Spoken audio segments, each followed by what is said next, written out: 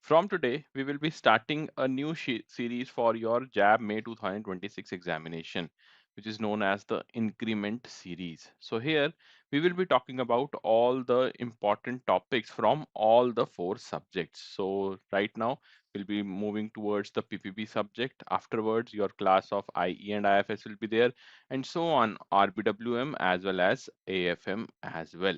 So if you are new to this channel and you do not know that what all we will be covering and how well we will be covering all these topics, stay till the end, you will come to know.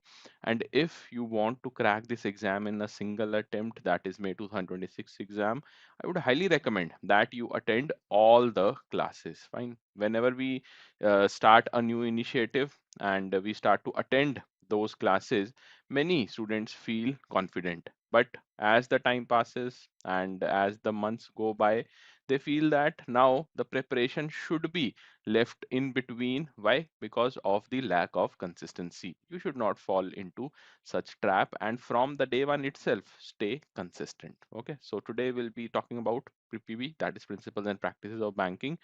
Module A will be starting from here, and unit number one, which is banker customer relationship. We will try to define what a bank is, who all we can consider as a customer, and what are the important relations between both these entities.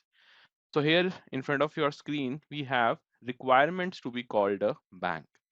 So, whenever we talk about bank specifically in our country, there are two important legislations. First one being Banking Regulation Act, another one is your RBI Act. And bank itself is directly mentioned in the Banking Regulation Act of 1947. So, as per the Section 5, Clause B of the Banking Regulation Act, the term banking means accepting for the purpose of lending or investment deposits of money from the public, repayable on demand or otherwise, and can be withdrawn by the check, draft, order, or otherwise. So there are various functions. If you are performing all those functions, or for that matter, most of those functions, then you can be called as a bank, like accepting the money, fine, also lending the money. Along with that, the people are able to withdraw some money via various measures, via various you can say options like check, draft, order, bank order as we call it. And now we have the digital services as well. So all these services, if you are capable enough, if you have the infrastructure, if you have the workforce for all these services, then you can be called as a bank, and where it is mentioned in the Banking Regulation Act of 1949. Moving forward, when we talk about from the time of, let's suppose, pre-independence or post-independence, also the initial 10 years of the post-independence era, you will find that many people, they were dependent upon the money lenders, and rightly so, because the institutional credit was not available in the hinterland or the rural areas. Over a period of time, Indian government along with RBI, they made serious amendments to this particular situation, and right now we have good amount of financial inclusion ongoing in our country. But can we say that money lenders were banks? Answer is no. Why? Because they run their business as individuals or groups of individuals, and not as a company registered under the provisions of Companies Act and Banking Regulation Act. So you have to register yourself as a company also under the Companies Act 2013. Along with that, you must be well defined under the Banking Regulation Act. Then only you will be called as a bank. So accepting deposits of money from the public, this we have seen. If you are accepting the deposit from the masses and keeping it safe within your limits, whatever limits you have, fine. You cannot just be held accountable for all the acts which are happening inside the bank, but most of them must be under your control. Acceptance for the purpose of lending or investment. So whenever the money is being accepted by the public, you will be keeping it safe, and also some corpus will be rotated in the market via loans or advances. Then deposit repayable to depositors on demand or otherwise. So whenever we have a particular demand as a customer, then bank cannot refuse you that you cannot have your money back right now because we have lent it to some other customer, right? So that is the reason why if you are fulfilling all these three basic criteria, you will be known as a bank. And what are the specific laws, what are the specific sections in various acts, various legislations whereby we can define a bank? So in Companies Act, it is defined as a company incorporated under Indian Companies Act of 1956, or the latest one being Companies Act 2013, can be a bank or a banking company. So directly, if it is defined as a particular company which is providing banking services, you can call it as a bank. Under Section 5, Clause C of Banking Regulation Act, banking company means any company that transacts the business of banking in India. So which section, particular section of Banking Regulation Act you have to remember? Section 5, Clause C. Section 1, Clause 1 of Banking Regulation Act prohibits use of words banker, banking, or banking company by company other than banking company. So you have to have this tag of banking company in your rules, regulations, or for that matter, the guidelines document. Only then you can use your particular institution as a bank. Section 7, Clause 2 further prohibits the use of such words by an individual, group of individual, or for that matter, firm. So all these sections, they are very important in the examination. Directly, point 5 marker question can be asked from these sections. So which section? Section 5C of Banking Regulation Act, Section 7, Clause 1, as well as Section 7, Clause 2. Now comes the question that who is a customer then? We know for sure that what all entities can be called as a bank, but what about the customers? Because we are learning about the banker customer relationship. So various you can say scholars have given us the recommendation, or for that matter definition also, about a particular entity who can be called as a customer. First and foremost being Sir John Page. So he defined that who can be a customer, not specifically of a bank but overall when we talk about business.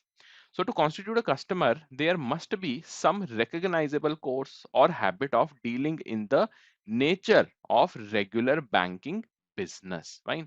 So whenever we talk about banking business, the basic principle of deposits as well as advances must be kept into mind, and only via these two particular under these two particular scenarios, you will say that if you are dealing with either deposits or for that matter taking loans or advances from a particular entity or a bank, then you are a customer of that particular business entity known as bank.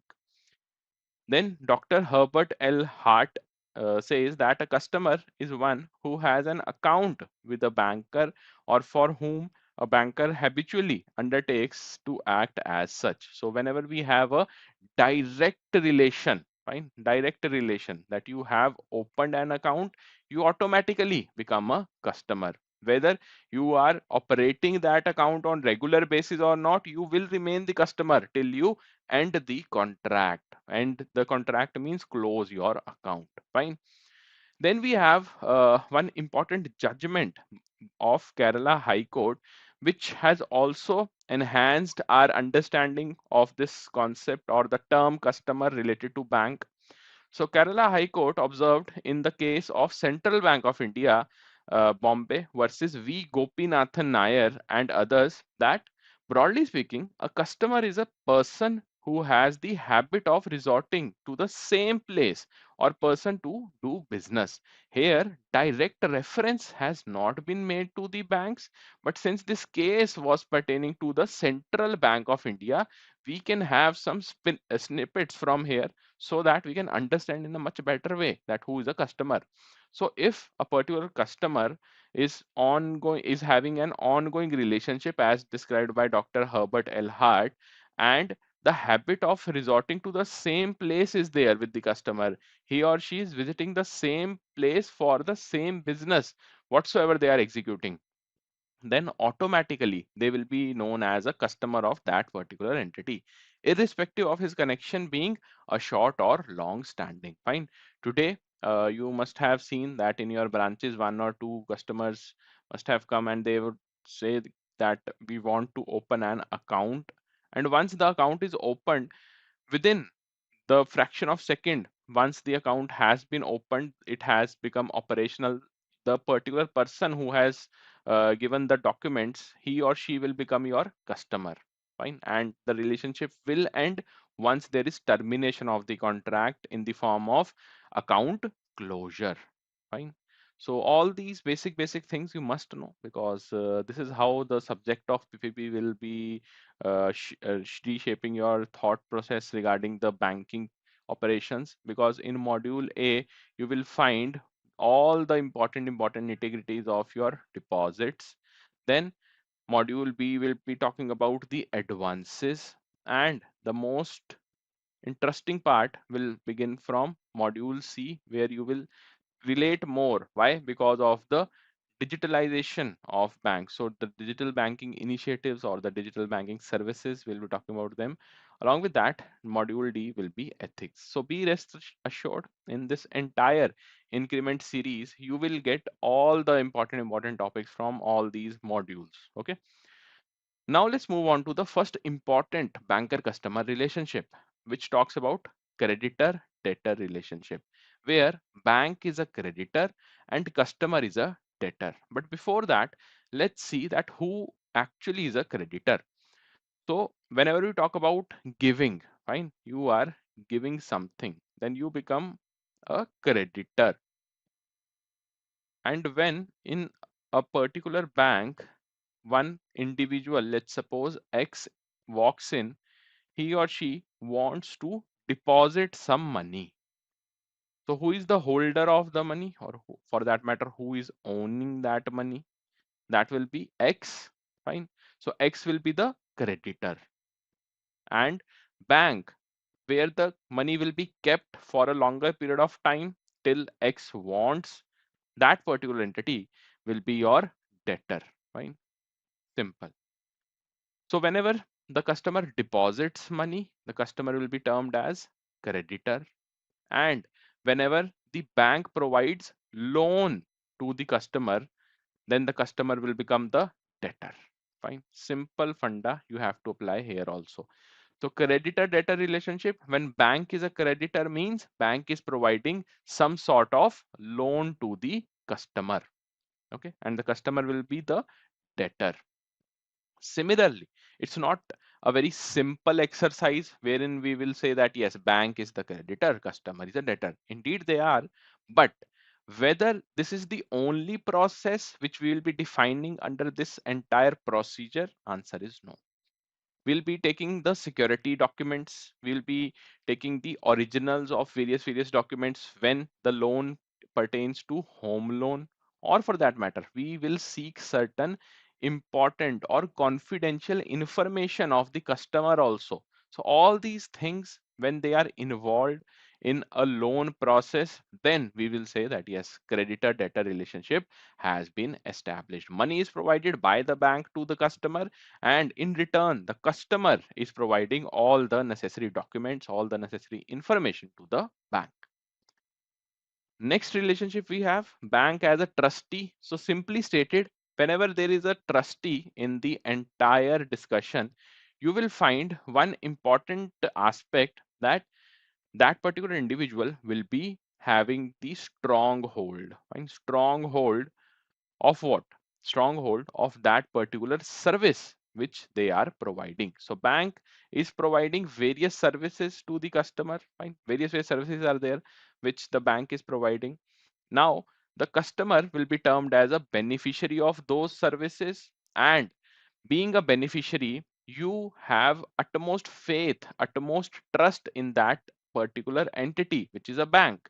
And so the bank will be termed as a trustee. So the relationship which we will see as an outsider, it will be the trustee beneficiary relationship, where you can have a trust agreement, but mostly what we see is that there is just a simple supervision or monitoring from the side of beneficiary, that is the customer, and the bank as a trustee, it is having simple function of maximizing the profit for the particular customer. Fine. And maximizing profit, it not only means that you are providing some good rate of interest. Fine. You are also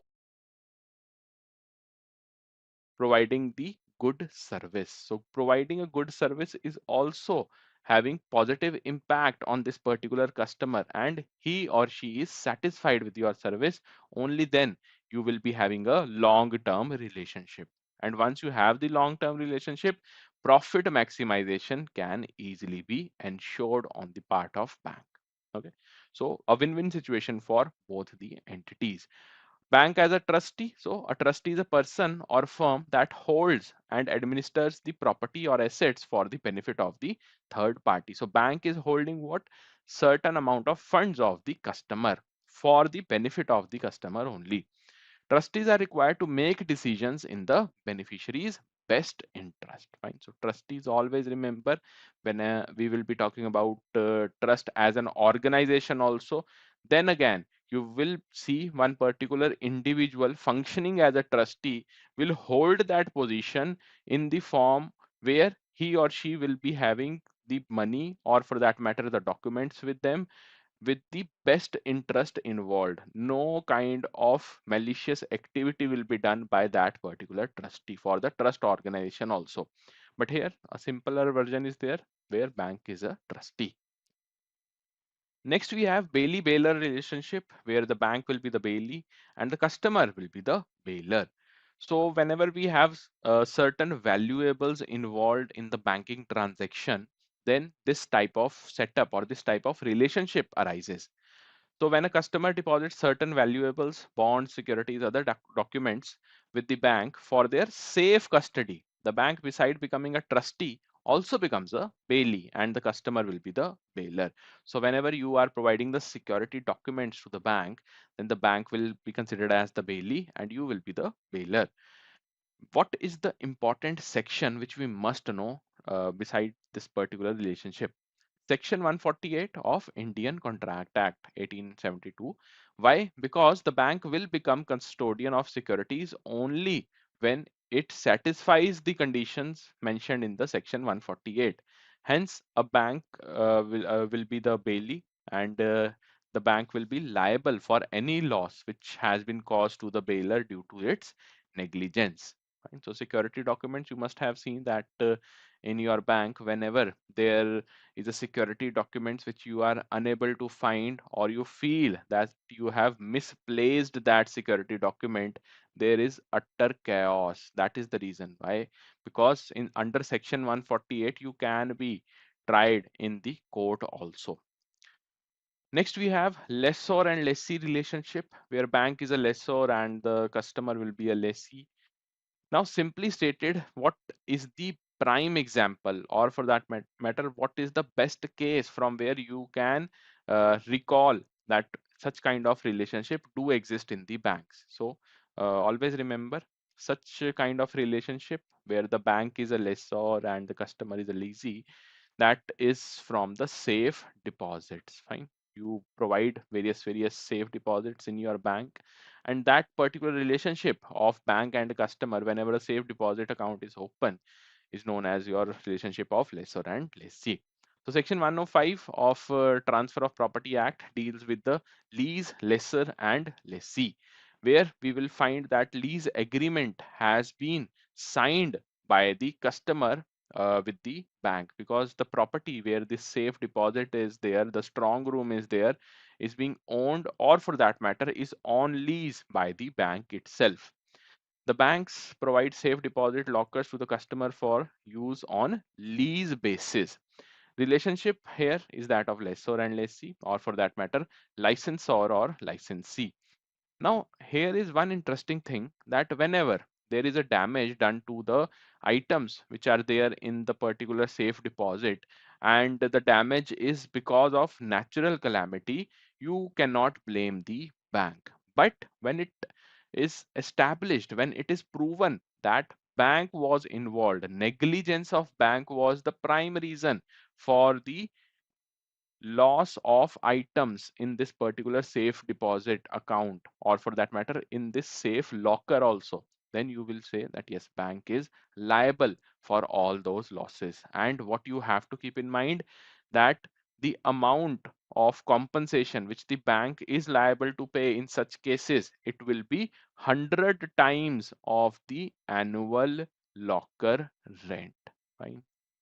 So yes, as there is a case with every relationship, here also in banker customer relationship, you have certain benefits for both the parties as well as a huge responsibility. Fine, being a banker, you must know both the faces of the coin.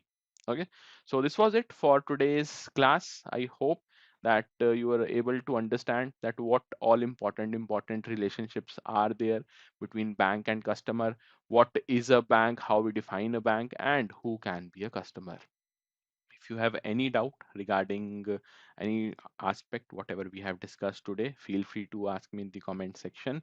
And if you are very much serious to crack this exam of JAIIB in first attempt, then you can consider our paid courses. Directly, you can contact us on 0981 981 9247 and have all your queries resolved. First of all, what is AML and what do we mean by KYC? So simply stated, anti-money laundering is a particular process via which the banks ensure that there are no perpetrators who are misutilizing the funds.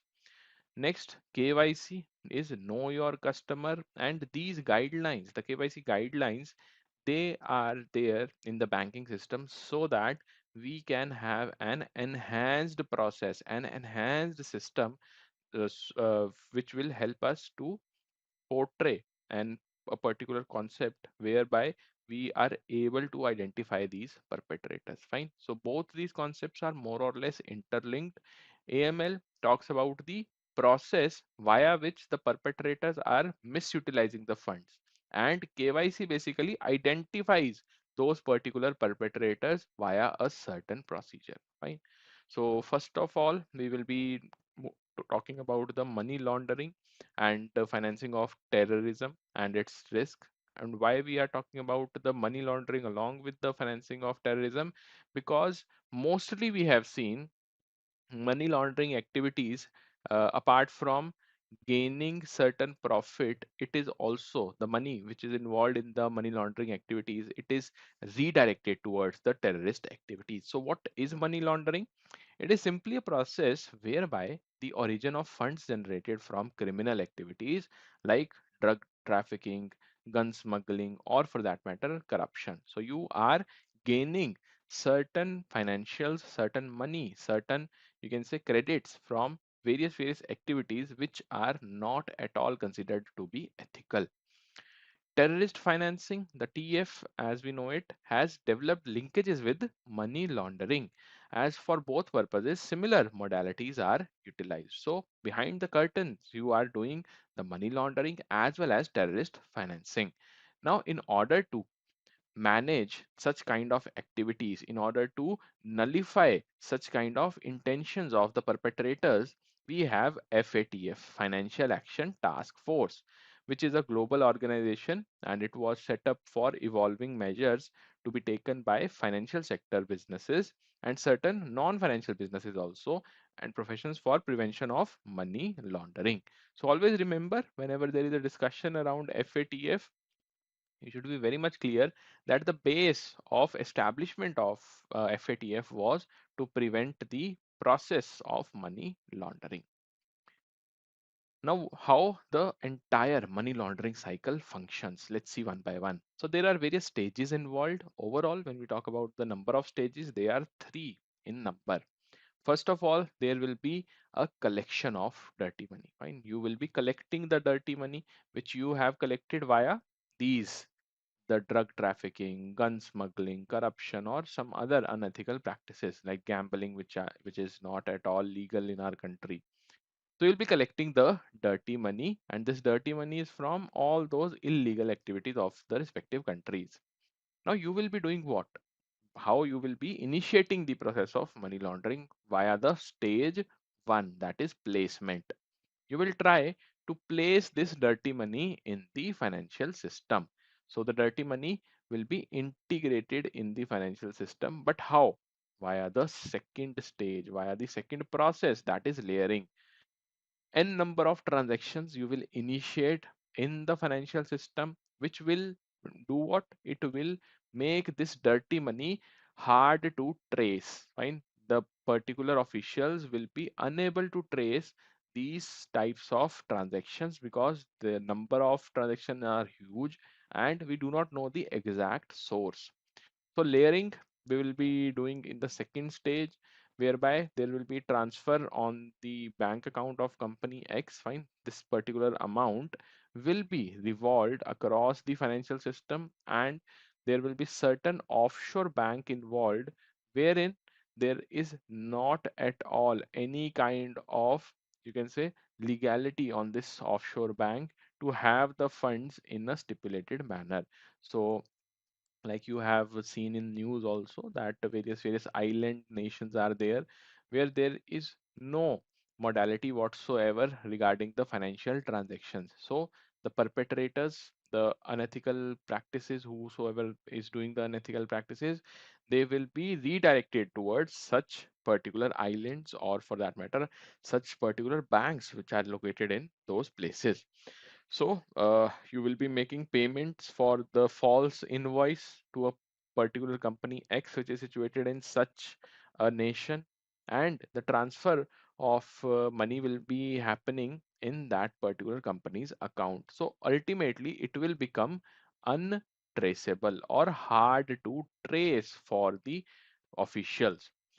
Now, when this money comes in the offshore bank, now this bank can lend money to various companies, and whenever this dirty money, which is already in the system, you utilize it for your own businesses. Fine, whatever business you have made inside India or outside India, and you take loan for your business activities, that will be integrated in your business model.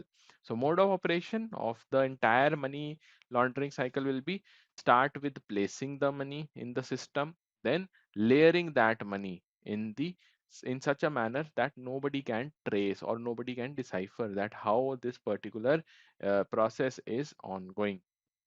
Lastly, you will be integrating. Fine. Once you have the loan for your own company, you can purchase anything, purchase of luxury asset. You can have the financial investments done. You can go with the commercial or industrial investments also using this particular money, which is seen as a loan money for your company. But actually, what is it? It is a dirty money which you have already which you have already accumulated. Fine. So simple money laundering cycle. You must remember these three stages in the examination. They will ask you this framework, that is PLI framework, placement, layering, and integration of money or the dirty money in the economy. Next, the important topic will be the stages of financing of terrorism. Now, here, money laundering process we have seen. Now, we will be moving towards the terrorist financing topic, and the most important part is the stages. So for financing of terrorism, you need what? You need funds. For financing anything, you need funds. But since terrorism is not at all acceptable in the entire global network, so the stages of financing of terrorism will be behind the curtains. You won't be, sitting inside a bank and asking for loan to go for the terrorist activities. This is a very, you can say, prohibited area where you are trading if you at all you are involved in terrorism. So you have to do what? Via various stages you will be going through the financing of your terrorist activity. You will raise funds, you will store the funds, you will move those funds, and ultimately utilize the funds. So how you can raise the funds? Mostly from the dirty money of money laundering. So terrorist organizations source funds from their sympathizers, both individuals as well as the organizations. Moving the funds will be the third one. Then you will be storing. Once you have raised the funds, you will store the funds. These are parked in the in interim bank accounts or any other financial investments. Fine. You have already the dirty money with you. Now you can do what? You can layer it via this particular process. So one individual can have a money laundering process ongoing for the placement of the money in the official chains of financial network, and the another individual using the same type of money, same type of dirty money, can finance the terrorist activities.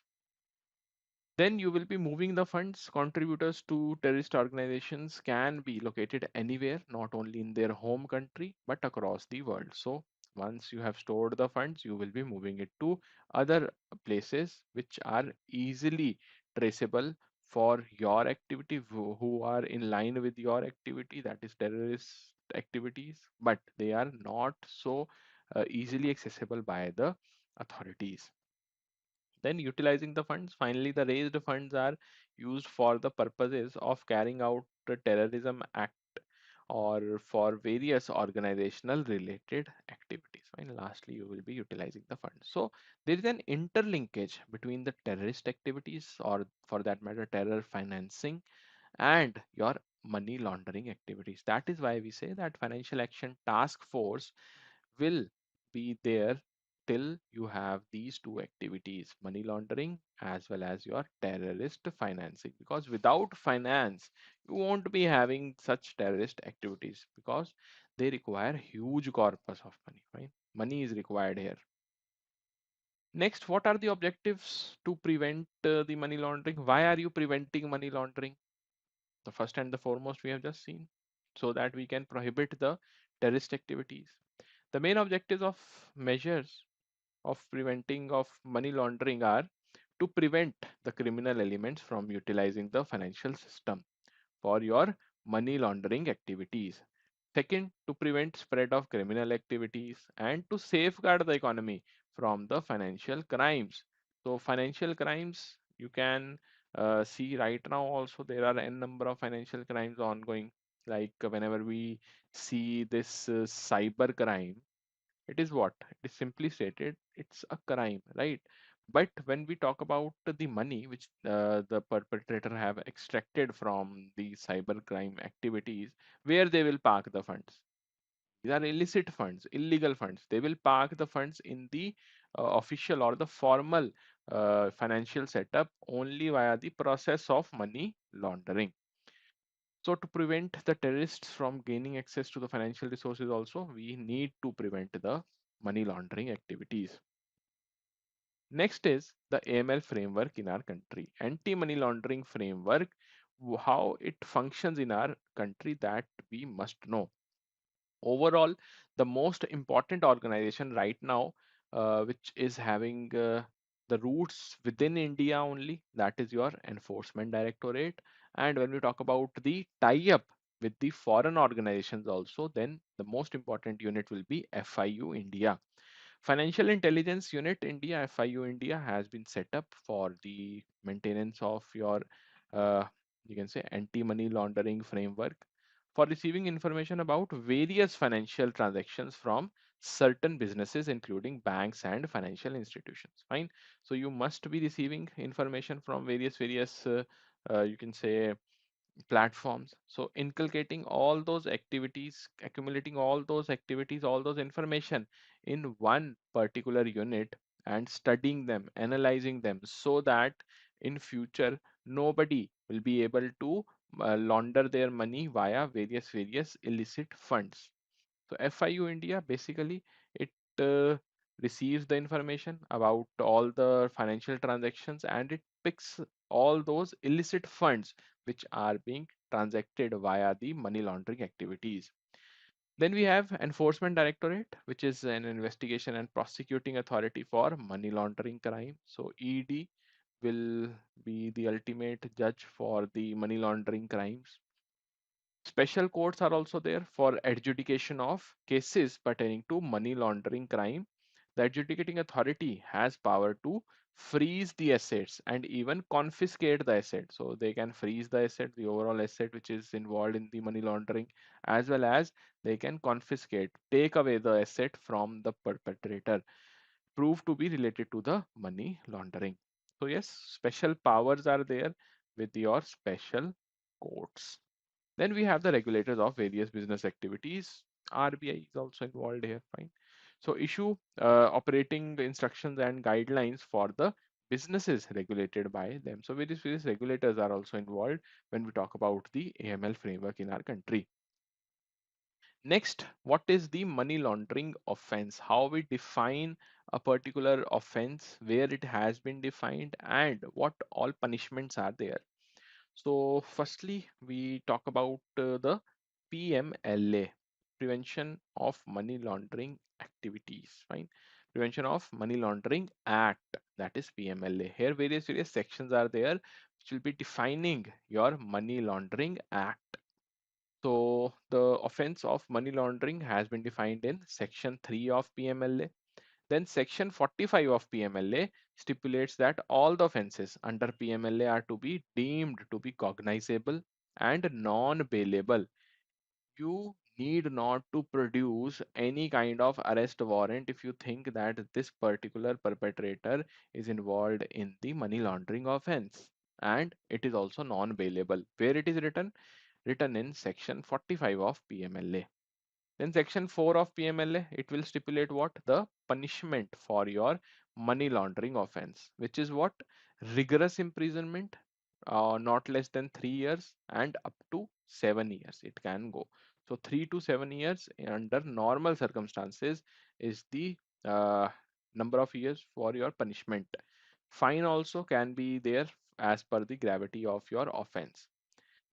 Interestingly, the particular punishment, or for that matter, the particular tenure of your imprisonment can go beyond 7 years also. In such cases where the offenses are under narcotics, drugs, and psychotropic substances. Fine. So there's an act, that is Narcotics, Drugs, and Psychotropic Substances Act, which states that if your offenses are related to these substances, then you can have imprisonment up to a maximum of 10 years. So 10 years imprisonment is also there for the offenses under the psychotropic substances. Fine. Psychotropic substances, you can say it's a type of drug which gives you high for some time. Like we have caffeine also. Fine. It is also considered as a psychotropic substance like coffee, tea you consume, right? But these coffee, tea, or certain beverages which are not at all illegal to have, they are not under the ambit of this act. Okay, so do not get confused. Next, what are the measures which we have taken to mitigate the money laundering risk? How we can reduce this risk or altogether nullify the risk of money laundering? So you must know, understand the customer and their financial dealings better. And here is the particular role of KYC, which will begin once you try to know your customer or try to understand your customer. To detect, report any suspicious activity. Once you see that yes, suspicious activities are ongoing, then you must report to the Financial Intelligence Unit of India as per the laid down procedures. Then you must comply with the applicable laws, regulatory guidelines.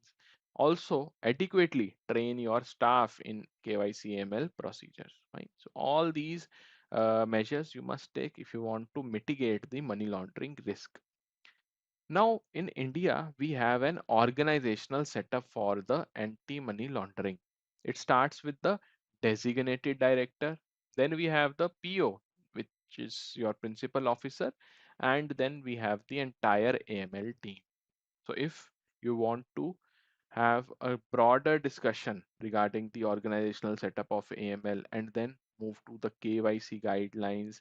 And further, you want to complete the entire PPP subject along with the AFM, IE, and IFS as well as your RBWM for May 2026. Then we have dedicated courses for your entire exam. For that, you can directly go to, first of all, in the personal accounts we have different types of accounts of individuals, like certain guidelines, the basic instructions we'll be doing first, then we will switch on to the joint account holders where we will see that what are the important guidelines in the joint account holders. Then illiterate persons will be looking into blind persons also, like that we'll move further. So first and the foremost thing, as I just told you, accounts of individuals. Here you must take care about the age of a particular customer. So the customer should be measured by the age of sound mind. Fine. They should have a sound mind, the mind which can make the decision on its own, fine, not dependent on others in most of the cases. Should not be undischarged, insolvent, should have the capacity to repay the loan if any in future. Okay.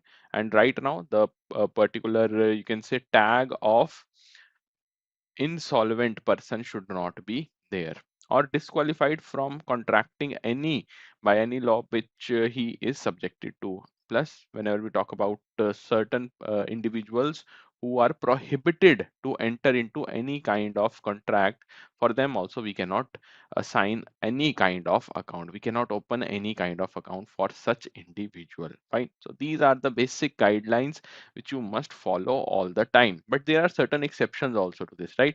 For example, major by age. Normally, we say that the major being 18 plus, and when we talk about the banking law, it will say that any minor also can open the account. So there is certain exception as well. We'll be looking into that. Along with that, the decision making power of the customer should be there. But sometimes we will say that if there is an illiterate person, or for that matter when there is a blind person, then they can have a say by their own family members in the account. So we'll be looking into that as well. So there will be certain exceptions also. It's not like that we have written that all these 4 or 5 guidelines, they will be met by every account holder. Answer is no. The account opening form should be signed by individuals in whose name the account is to be opened. So signature is mandatory. In certain situations, like when the individual is not of sound mind or is a minor, the form may be signed by her court appointed guardian or natural guardian, as the case may be. Fine. So guardian will be involved if you are a minor, like the minor can operate the account once they attain the age of 10, but with the joint ownership of their guardian. KYC document should be obtained for the guardian as well. Then joint account holders, here what is the important part? In joint account, an account is opened in the name of two or more individuals. Fine. There can be two or more individuals who can operate a single account known as the joint account. And why they are doing so? The basic aim is to exercise joint control on the use of the funds available in that particular account. For a joint account, the account opening form should be signed by all the account holders. So always remember, when we talk about the signature, all of the applicants, all the holders of that particular account must sign. Depending on the need and situation, different operational modalities are opted for the customers. So we will look into the you can say following chapters, right? The chapters which are being followed after this particular unit is over, we will see that there will be certain joint account holders with separate power, right? There will be separate power for some. Then there will be certain joint accounts where only the primary applicant can operate. Then a death clause will be there, right? For a type of account there will be a death clause also. What will happen to that particular account if it is at all a joint account? And all these things we'll be looking into further chapters. Joint accounts of residents with the NRI is permitted only where the NRI is a close relative of all the resident account holders. So always remember, whenever a particular NRI wants to be the joint account holder, this type of account is only permitted when we have the NRI as a close relative of the remaining resident account holders. Then in the personal accounts list, we also have the illiterate persons account, where we should exercise certain important guidelines. Like the rules related to this particular category will be, for withdrawing money from the account, she has to personally come to the bank with the passbook every time. Why passbook? Because there is no check, fine? No check is there. So whenever you have to transact money, you should be filling a form. Fine? The pay slip will be filled by you, and only after that the withdrawal form will be filled in by you, and only after that you will be able to have the money or the funds which you want. Checkbook should not be issued to her any under any circumstances, even in the case of joint accounts. When we talk about the left hand thumb impression, right? Whenever there is LTI, left thumb impression, always remember we are taking this. Why? Because the person is illiterate, or for that matter, they do not know that how to operate the account. Right? In case of illiterate account holders, we always take a left thumb impression only, and we are not at all bothered about the fact that whether there is a joint account holder or not. Right? Even in case of joint accounts, we will not be providing the checkbook, even if the other account holder or the co-account holder is having a certain type of signature in some other account as well. So left hand thumb impression of the account holder is obtained on the account opening form in the presence of an authorized bank officer.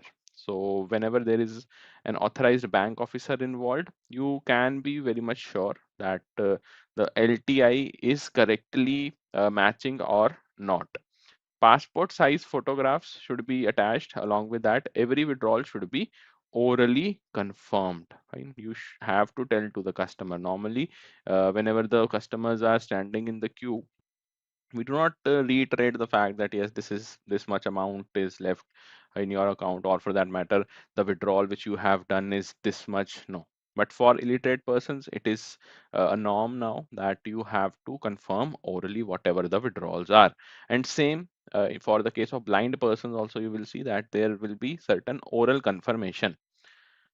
So for the accounts of blind persons, there is no legal bar for blind person to open a bank account. No legal bar. Nobody has debarred them to open a bank account, or for that matter, there is no legality which states a particular bank cannot open the account of a blind person.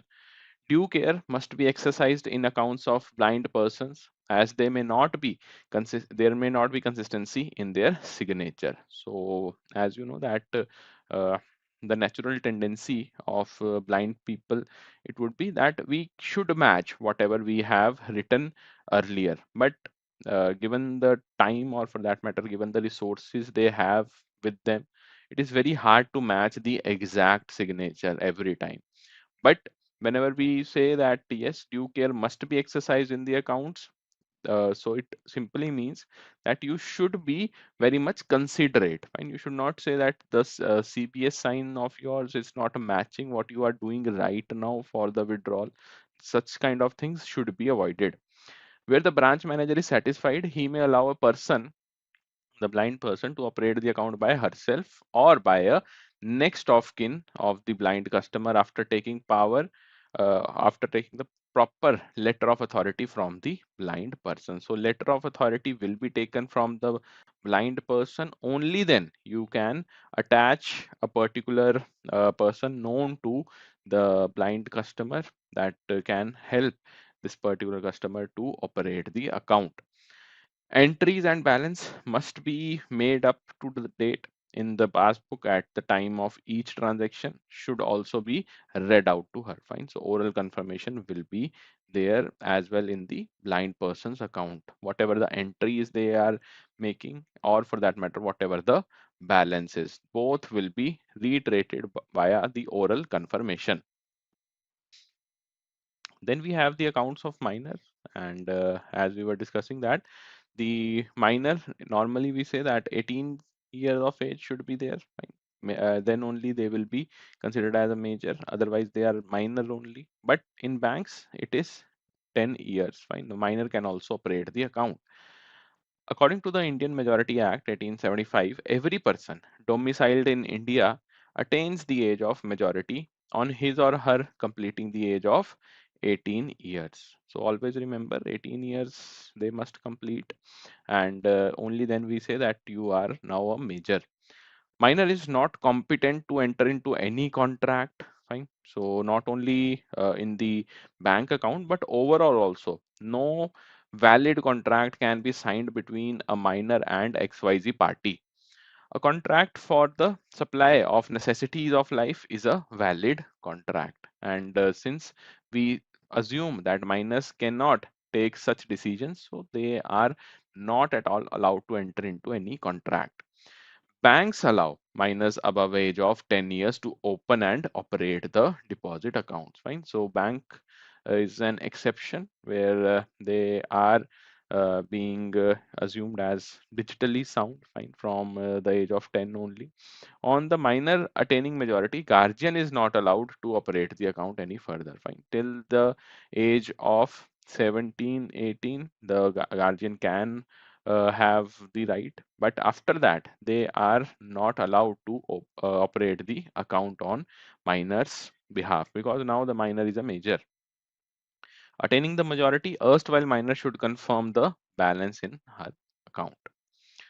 What are the rules? Some more rules for the minor accounts. So when we talk about the minor accounts, they should not be allowed to be overdrawn. So overdrawn accounts not allowed. Then section 26 of Negotiable Instrument Act, it provides that a minor may draw a check. Fine. So check they can draw, unlike the illiterate person. On the minor attaining majority, guardian is not allowed to operate the account without confirmation from the minor. So there might be a case that confirmation will be provided by the minor, now a major, that yes, we can operate the account in joint fashion. But again, that should also be in line with the banking norms. Banks are free to fix minimum age at which they will be allowing the minors to operate saving bank account independently. Right? In the event of death of minor, guardian has to close the account. Fine, closure, account closure will be there. Guardian is not allowed to operate the account once the minor dies. On attaining the majority, the erstwhile minor should confirm the balance in her account that we have seen again. If the major is there, fine, the particular customer is now a major, the guardian dies during the minority of the account holder, then the balance can be made to minor after attaining the majority. Fine.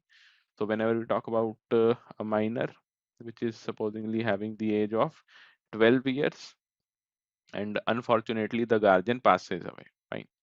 Now, once the minor attains the age of 18, then only the money will be accessible.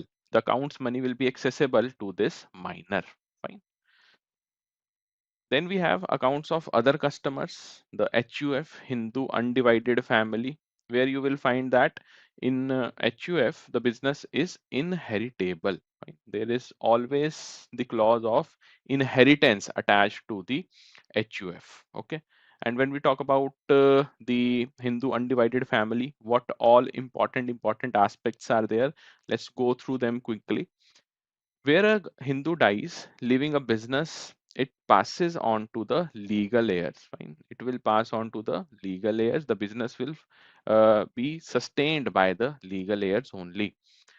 The members of the family, they are called as co-parceners. Fine. They will be known as co-parceners. And when we talk about the eldest male child, that particular individual will be termed as manager or karta. Always remember, this is very important to know the terminologies. Fine. These terminologies are most important ones. Who is a karta? Who can be a manager? Like that. Since 2005, amendment to Hindu Succession Act, daughters, whether married or unmarried, are recognized as co-parceners. So whenever there is a married daughter, or for that matter unmarried also, they can be recognized as the co-parceners. There is no hindrance, or for that matter there is no guideline which states that this cannot happen.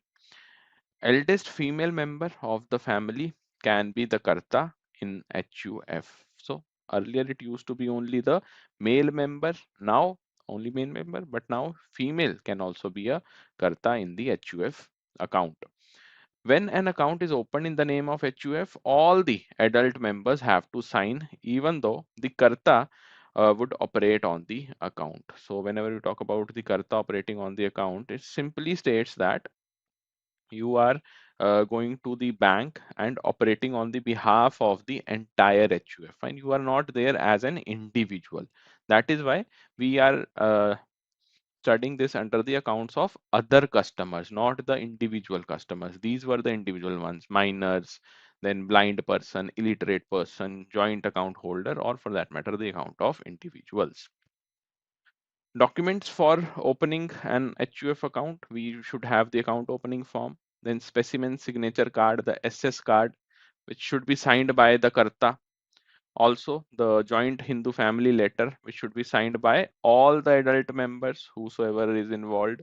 In case HUF has a minor member, the natural guardian should sign. Right? Always remember that whenever we have the minor member, then the natural guardian will be signing. So if there is one or two minor member, then on their behalf, their guardian will be signing. Along with that, the normal KYC norms they have to follow. Then we have the accounts of other customers, the sole proprietorship firm, where the most important part is a single individual will be doing everything. And that is the reason why it is different from the partnership firm. In partnership firm, you are not at all allowed to go for the uh, co or for that matter, co-liability. For that, we have the next or the LLP, right? Limited liability partnership. In partnership firm, the liability lies on the individual partners or for that matter, overall partnership firm. But in LLP, this particular clause is also nullified. But in case of sole proprietorship, everything falls for every rule. If you breach, you are the sole responsible and you will be the sole responsible person for that. Fine. So yes, if you have any kind of doubt, feel free to ask me.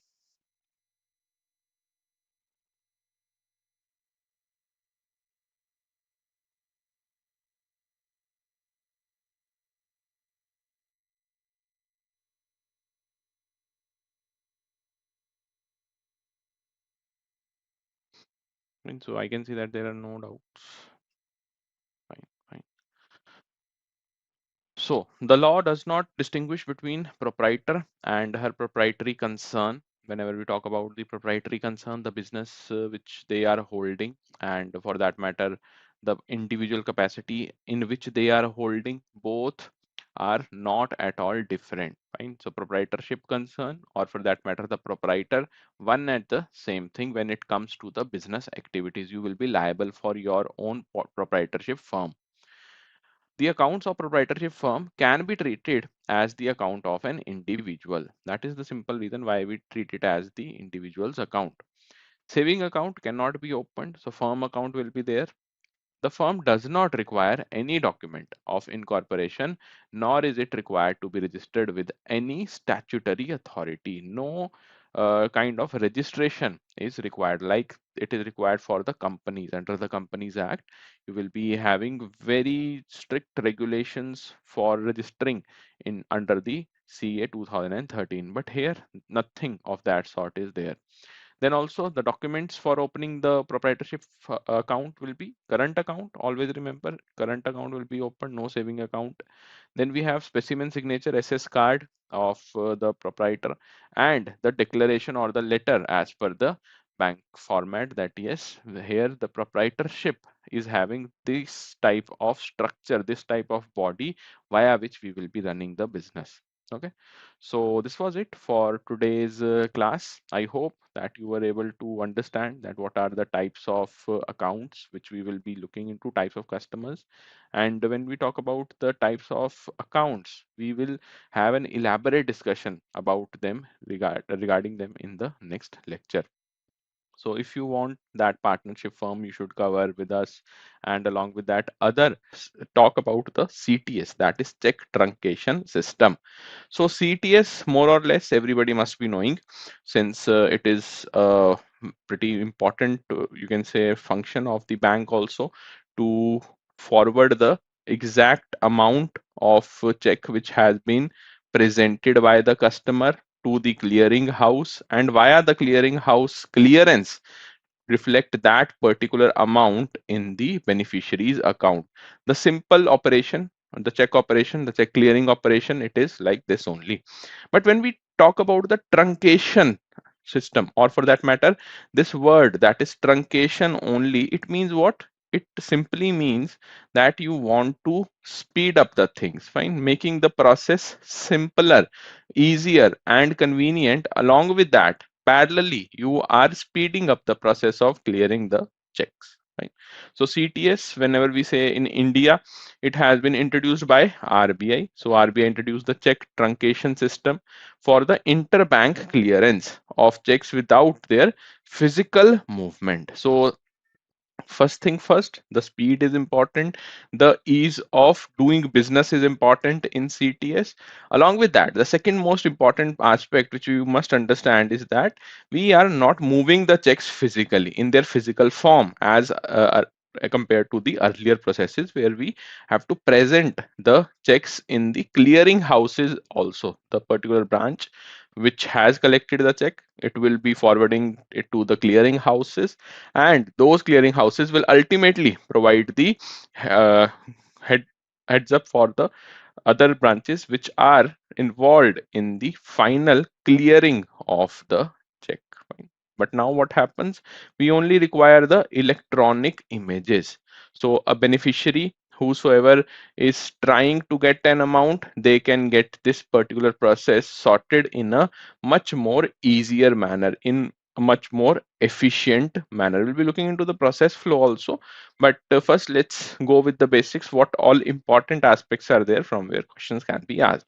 So first of all, it is the interbank clearance which we are talking about under the CTS, and the checks are paid based on their electronic image. Right? Only the electronic image is being forwarded to the clearing houses. No physical movement is ongoing. With suitable amendments to the NIA Act, IT Act, Bankers Book Evidence Act, BBE Act, the legal framework for check truncation and e-checks was put in place in 2002. This question is very much common not only in the JAB examination but in many promotion exams like promotion from clerical to scale 1, or for that matter scale 1 to scale 2 also. We have seen such questions where they will ask you that CTS was introduced in our banking system after the amendment of which of the following acts. So the correct options might be four, and they will be giving you four options, out of which one will be the correct one, which has all these three important acts: the Negotiable Instrument Act 1881, Information Technology Act 2000, Bankers Book Evidence Act 1891.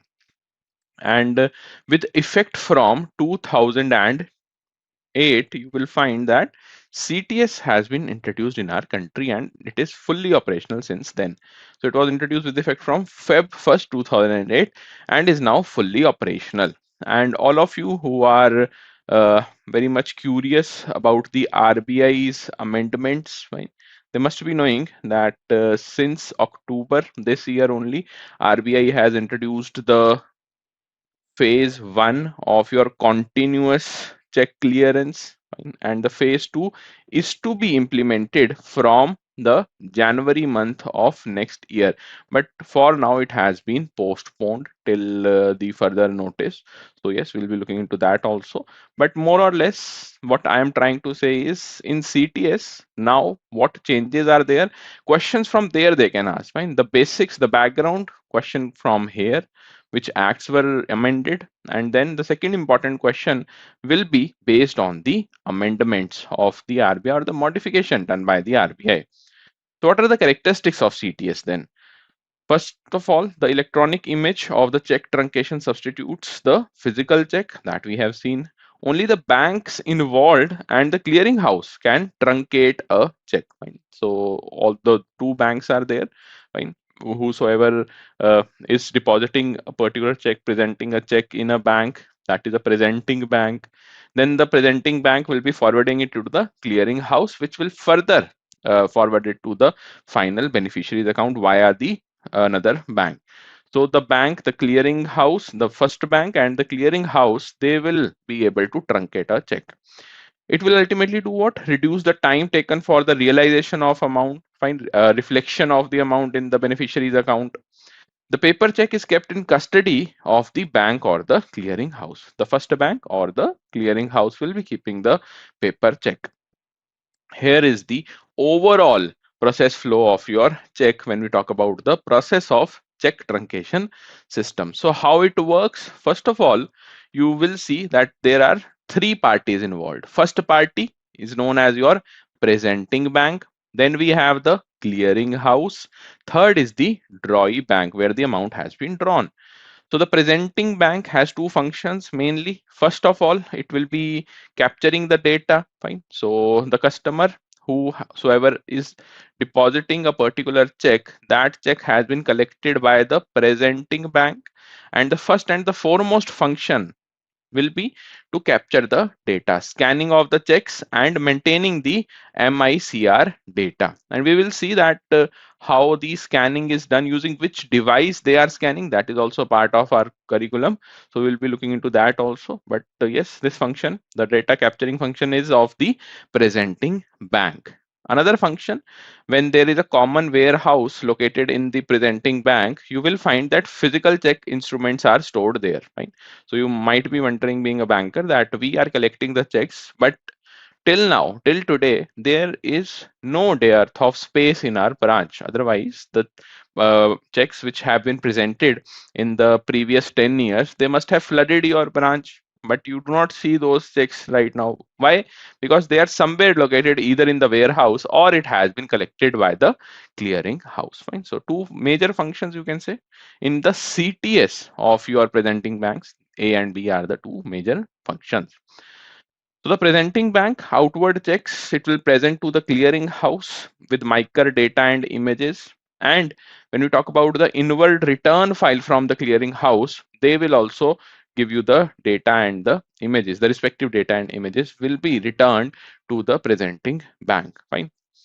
Now, once the clearing house has these outward checks, they will move towards the drawee bank. Right? Drawee bank, the bank which will be providing the amount to the beneficiary.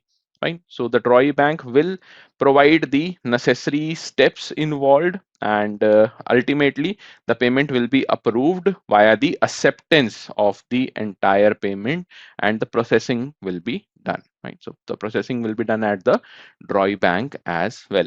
So this is a simple process flow. The major thing which you must know, who is the presenting bank, because they ask the questions like this, that presenting bank will be, capturing the data or not, or for that matter, the drawee bank is doing which type of function. Acceptance of the check from the clearing house is the function of a drawee bank or presenting bank. Like these statements, they will confuse you, but if you know this process flow, things will become much more easier. Now, what is the approach to CTS in our country? See, very simple approach we have adopted. It is that we have divided our CTS operation in a particular grid, right? Various grids have been assigned to different regions. So the CTS is operated on grid basis, dividing the country in three grids. You have northern grid, western grid, as well as southern grid, each having a separate clearing house. So this clearing house will be separate. Fine. There will be three clearing houses in our country located at Delhi. Then we have Mumbai and then Chennai. So western, I think one question was there. Western grid for CTS is located where? So the answer was Mumbai. Like that, they can also ask you for the northern grid, it is Delhi. For the southern, it is Chennai. Checks pertaining to all the cities or the centers in a grid are presented to the respective clearing house through a service branch of the bank. Right? The service branch is what? Where the check has been presented by the customer. Okay, they will be forwarding it to the clearing house, which will provide it to the drawee bank. Okay. Next, how it overall functions. Fine. Right now, when we talk about the CTS system, it has changed. Some modifications have been introduced by the RBI. More or less, when we talk about the operational aspect, it is still there. Only the TAT, that is your time to clear a check, has reduced. So the banks need to transmit the clearing files containing the scanned check, images and data, the MICR data, which we were talking about, to the clearing house through a clearing house interface, CHI, or the data exchange module, that is DEM. This process is same, exactly the same. Nothing has changed even after the August 2025 amendment by the RBI. Checks drawn on bank branches within the grid jurisdiction are cleared as local checks on T+1 basis. Now, this is where the change has happened. When you talk about the grid jurisdiction, it is absolutely the same. They are treated as the local checks. Again, they are cleared as the local checks. That is also same. But the time has reduced to the same day, not T+1, not the next day, but on the same day itself. That is why RBI has introduced this continuous check clearing process. Inward clearing is generally processed in a centralized manner, so it will take certain more amount of time. Sometimes you will find that the check has been earlier, prior to the phase one of your continuous clearing system. It used to happen that the check has been introduced, it has been deposited, and after a while, more than one day, you will find the TAT, and then the particular amount will be reflected in the beneficiary's account. But no more. Now RBI has sorted that thing out. So how the check images they are taken under the CTS? We are talking about that the physical check is no longer being forwarded to the clearing houses. Then how we scan it? Whether we click the photograph in our mobile phone or there is a specific scanner for it. So yes, the scanner is here in front of you. In your branches also, you must have seen these types of scanners. So you insert the checks here from this particular tray, and they will go like this in this particular fashion, and ultimately they will complete the round of this particular machine, right? And you will find the check which has been scanned on the other side. So CTS in India, we use the combination of grayscale and black and white images, right?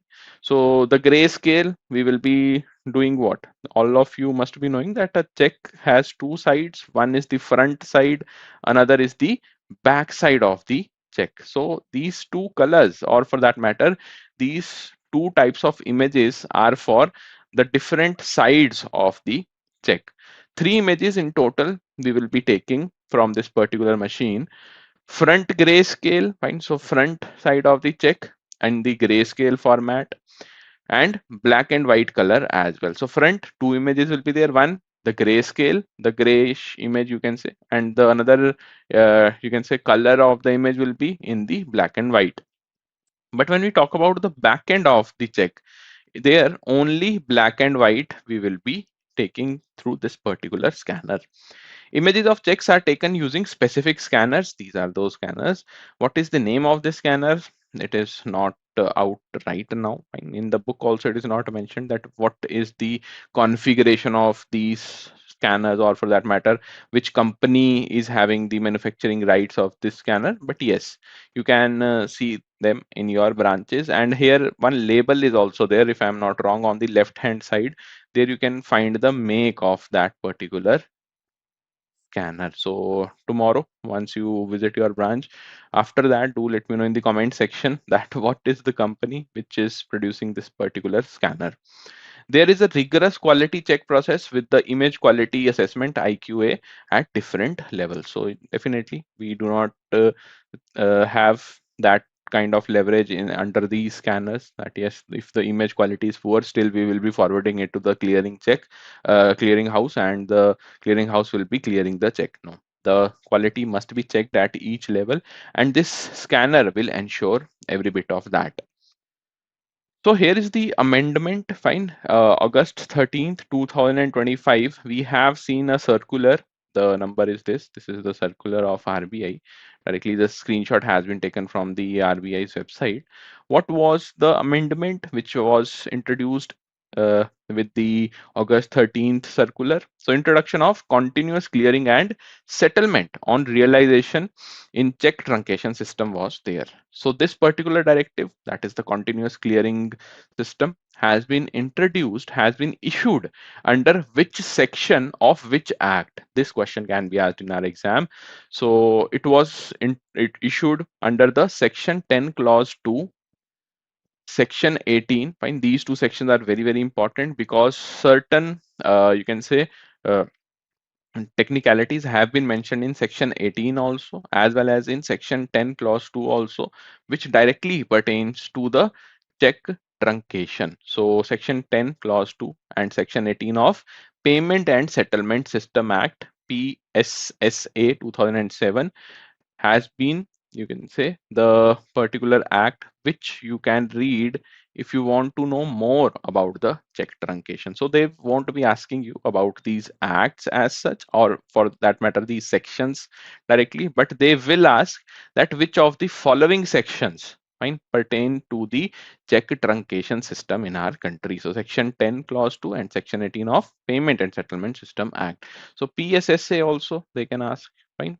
which act particularly has the sections which have the direct reference to the check truncation. So both ways they can ask, either the sections or for that matter the act. But what is written in these sections, nobody will be asking you that. It has been decided to transition CTS to continuous clearing and settlement on realization in two phases. So the continuous clearing will be done in two phases. Phase 1, it has already been implemented since 4th October 2025, and phase 2, RBI has earlier said in August circular that starting from 3rd of January we will be introducing the phase 2. But now I think last week only it has informed on its website with an official circular that now the phase 2 has been delayed. Nobody knows when the phase 2 will be implemented, but until further notice, the phase 2 has been delayed. Okay, so what you can remember, the date of phase 1. So phase 1, since it has been already implemented from October 4 2025, it becomes naturally important for our examination. And updates till December 2025 we have to include, especially for PPB I'm telling you, because RBI circulars, they are directly linked to your PPB syllabus. So exactly what has changed? See, when we talk about the changes, more or less it will be the time. As I just told you earlier also, that time has changed, the process remains the same. Fine? No change in the machines, the scanners, or for that matter, the grid system, nothing has changed, only the time, the processing time has changed.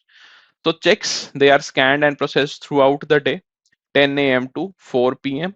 with mandatory confirmation by 7 p.m. This is the most important aspect that was introduced in the August circular and implemented with effect from October.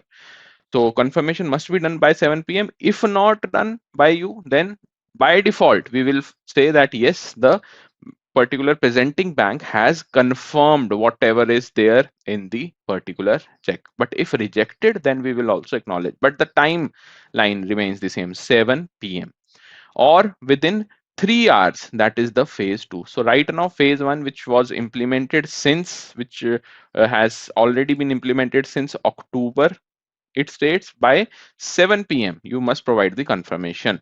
And the phase 2, which is not in you can say operation right now, and it won't be there until further notice of RBI, there it was written that within 3 hours, fine, not by 7 p.m., but once the check has been presented, after that within 3 hours you will be providing the mandatory confirmation, enabling same day or near instant funds availability. That is the reason why the amendment has been introduced by RBI. This is the only reason that we want funds to be available instantly in the beneficiary's account. In partial in modification to the above mentioned circular, the following are advised now after the particular you can say notice of RBI recently last week. Implementation of phase 2 is now being postponed until further notice to allow more time for banks to streamline this particular process, because it is not an easy process, right? Within 3 hours you are providing the confirmation for a check, not easy at all. And also the timing of presentation session is modified, so 9 a.m. to 3 p.m. and the timing of your confirmation session, now it is 9 a.m. to 7 p.m. So certain timings have been modified, like earlier it was 10 a.m. to 4 p.m. now it has been shifted to 9 a.m. to 3 p.m. for the presentation, and confirmation again 9 a.m. to 7 p.m. It has now been specifically mentioned by the RBI, earlier it was not mentioned. Okay, so there are normal relationships which we have seen in the first chapter, the creditor debtor relationship, mortgagee mortgager relationship. Then we have seen the assignee relationship, the principal agent relationship. These are the normal banker customer relationship where a particular customer will be provided services by the bank. But what about certain special relationship which a customer enjoys with the bank, or for that matter which is important for the banks to have? Because ultimately when we talk about the direct debit from a customer's account, bank is only involved in a direct debit when there is certain liability pending from the side of the customer. So all those liabilities, how you can recover from a customer, that forms the basis of your banker's special relationship. So mostly you will find under all these special relationships, be it mandate, POA, right to set off, right to appropriation, or the banker's lien. Out of these, I think only power of attorney is there, where the liability is not directly reflected from the bank's end. Apart from this, we have all those relationships under the head of your mandate, right to set off, right to appropriation, banker's lien, where you will have to save the liability. And whatever the liability is there, you will be providing the customer with certain options. Like when we talk about the concept of mandate, what happens here? Simply, it is a non-registered instruction. And what are the real life examples? When we talk about the account operations, you must have studied in your unit number 1 that we have bank as the creditor and customer will be the debtor. That we know whenever there is a loan account, whenever we are trying to settle a loan account. So therein you will have to acknowledge the fact that the customer is providing certain rights to the bank. Why? Because customer is liable towards the bank for certain amount of liability. And the liability in the form of loan amount will be provided on monthly basis, on regular basis by the customer to the bank, and that particular term we know as EMI, equated monthly installments. And this is the prime example of a mandate that customer willingly, fine, tells the bank, gives a mandate to the bank that yes, monthly you can debit this much amount from my account in order to service the loan amount which I have taken from your bank. Okay, so the real life example of a mandate, EMI, or for that matter, if you provide certain services being a bank, like SIP, fine, SIP deduction for the ancillary services, or for that matter para banking services. Being a bank, you will be providing certain services towards mutual funds also.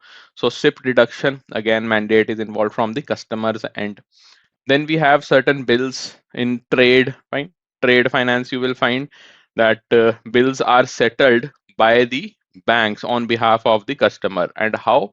Because customer has given the mandate that yes, bank can debit this much amount to settle such kind of bills. Okay, so simple concept, mandate, where the customer is providing acknowledgement that yes, bank can debit my account. Then comes power of attorney, which is not at all directly related to how bank should operate. More or less, it is given for the customer's part. Fine. Whenever we say power of attorney, this is simply a particular right which is provided to a third party by the customer whenever the banking operations are involved. So the description here, it goes like registered legal document you have to sign because it grants the authority to act on a behalf, fine, on the behalf of the customer. Supposingly we have a particular customer who is not able to operate his or her account. So on this customer's behalf, a third person, or for that matter, third party, can operate the account, but with the direct relationship with your bank. Fine. So power of attorney will be granted to a particular customer based on the rules, regulations, norms of a particular bank. That is the power of attorney. And most important thing which you must know, that whenever there is a power of attorney involved, you will not find any kind of right from the side of customer. Once the power of attorney is provided by the bank, then only the customer can operate the account, the third party as we are calling it. Next is the most important one, I would say, right to set off. Why right to set off is the most important? Because whenever we talk about the loan account, if just in case the customer fails to service the loan amount, or for that matter EMIs, you will find that bank has this right. Bank holds this right to debit the customer's account. How it can do it? So whenever we have savings account with the bank, fine, a customer is having saving account with the bank as well as the loan account. Now, supposingly the customer fails to service the EMI payment automatically, fine, and we find that in the saving bank account there is an amount of, let's suppose, rupees 10,000, which is much more greater than the EMI's amount. So bank has this right, automatic right is granted to the banking authority, that they can settle the dues of this loan account via the proceeds from saving bank account. Okay, so this is the simple definition, or for that matter simple example of right to set off. The bank has the right to set off the liability payment from the saving bank account when the customer fails to oblige the EMI. Now, an extended version of right to set off is your right to appropriation. Fine. How? So again, let's go with the examples only. So supposingly there is a customer who is servicing three loan accounts. Fine, three loan accounts are there of a particular customer in the same bank. And when we talk about these three loan accounts, they are having EMI on various dates. Let's suppose the EMI deduction for the first account is on the 10th of every month. Then next we have 15th of every month, then 20th of every month. Just for the example, fine, for the sake of your example, let's assume this. Now, the customer provides a payment to the bank from his or her saving bank account, that here you have, let's suppose, 25,000. This you can use. The customer will provide you with 25,000 rupees, and this can be utilized to service the EMIs of these three loan accounts. So what the bank can do, either it can provide the proportionate amount, fine, divide 25,000 by 3, and whatever the EMI comes, it can service the loan on its own using the proceeds of your saving bank account. Or for that matter, the next thing is what, it can go with the date, go with the timeline. So normally what happens, let's see normally what will happen. Supposingly the customer has provided 25,000 to you. Now what would be the course of action? You will see that which of the three EMIs are due at first. So the 10th date is the first one. So you will try to settle whatever the EMI amount is there from 25,000 into this particular loan account. Then you will jump on to the 15th, then 20th dates EMI. Now, if there is a person whose three loan account are there and all the three have the EMI on, let's suppose 10th date only, then what will happen? Then we will have one particular mechanism via which we will proportionately find this appropriation is what, the word appropriation comes from this particular step only. When the loan, multiple loans, they have EMI due on the same date, then proportionately the bank will distribute the EMI amount from the saving bank account, or for that matter whatever the money customer has provided. So let's suppose on 10th EMI for all the three is due, then we will proportionately divide, and in that also we have a criteria that first the interest payments will be settled for all the three accounts, then we will settle the principal amounts. Fine. So that's how the right to appropriation works. The bank has this right to adjust the funds. It can decide on its own, which is very important to know. Nobody is dictating the bank that what they should do, but bank ultimately will be deciding how to adjust these funds. Okay, so I hope these two are very much clear to you, right to set off and right to appropriation, because questions based on the cases or the case study based questions, they will ask from these two only. Last we have the banker's lien, a very simple you can say concept where there is a reference towards your security amount. Fine, security. So whenever we have a loan account where security is required and you deposit in the bank as a customer certain security for that particular loan account, then banker's lien automatically it will function via adjusting all those securities to recover the loan. Right? Banker's lien is there just to save the bank from any kind of NPA. If NPA occurs, then bank can sell off the securities, or for that matter, the security or the collateral which is involved in a particular loan, so that they can recover the amount which was disbursed as loan to a particular customer.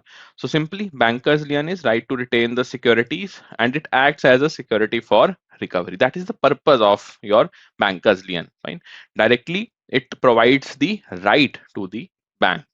And that's the reason why we emphasize on big loans. Let's suppose for the home loan, or for that matter, we have certain agricultural loans also in KCC, the big amount KCC, or the real estate commercial project loans which the bank provides, the project financing there also. So all these are what they involve certain security, certain primary security will be there, and in most of the cases your collateral amount will also be set, and based on the collateral amount you will be having certain liquid assets as security in the bank, be it your FD or for that matter, NSC certificates. Fine. And what is the reason why we have the security? Why bank emphasizes on keeping the security? So that in case these loans are turning into NPA, or for that matter, this asset overall turns into a bad asset, then the bank can sell the security and recover. Right? That is the simple mechanism via which a particular loan is serviced if it turns into a bad asset. So most important concept, again I'm telling you, these two are the most important one: right to set off and right to appropriation. From here only you will find the question most of the times, because these are difficult to grasp, but with these examples I hope that they have become pretty much easy to understand. Fine. Then we have definition for all these various concepts. Like for mandate, a person competent to enter into contract may authorize another person to open and operate an account on his behalf. So here we are talking about bank, and bank will be operating on the behalf of customer and debiting the EMI amount on the behalf of the customer. Power of attorney, it is a document executed by one person called the donor or the principal in favor of another person called the donee or the agent. Remember, in unit 1 we have seen that bank also acts as an agent to the principal, that is the customer, and on the behalf of the customer it provides various services also. On the behalf of the customer, the bank is providing a service of depositing, let's suppose, the electricity bill, or for that matter, doing away with the society's fee, various fee. The bank is authorized by the customer and it is doing that particular job, or for that matter it is providing that service only on the behalf of your customer acknowledgement. So power of attorney, you are providing the right of operation of your account to somebody else or agent to act on the behalf of the former as per the authority given in the POA document. One important thing, let me just ask all of you. You must have heard that there is home loan where you will be providing the title deeds. Right? Title deeds, they are required for a home loan. Can power of attorney be submitted in the place of title deed whenever the home loan documentation is done? Yes or no? Or for that matter, there is some other document or the title deed only is required? Do let me know in the comment section, because in module B you will find such type of cases.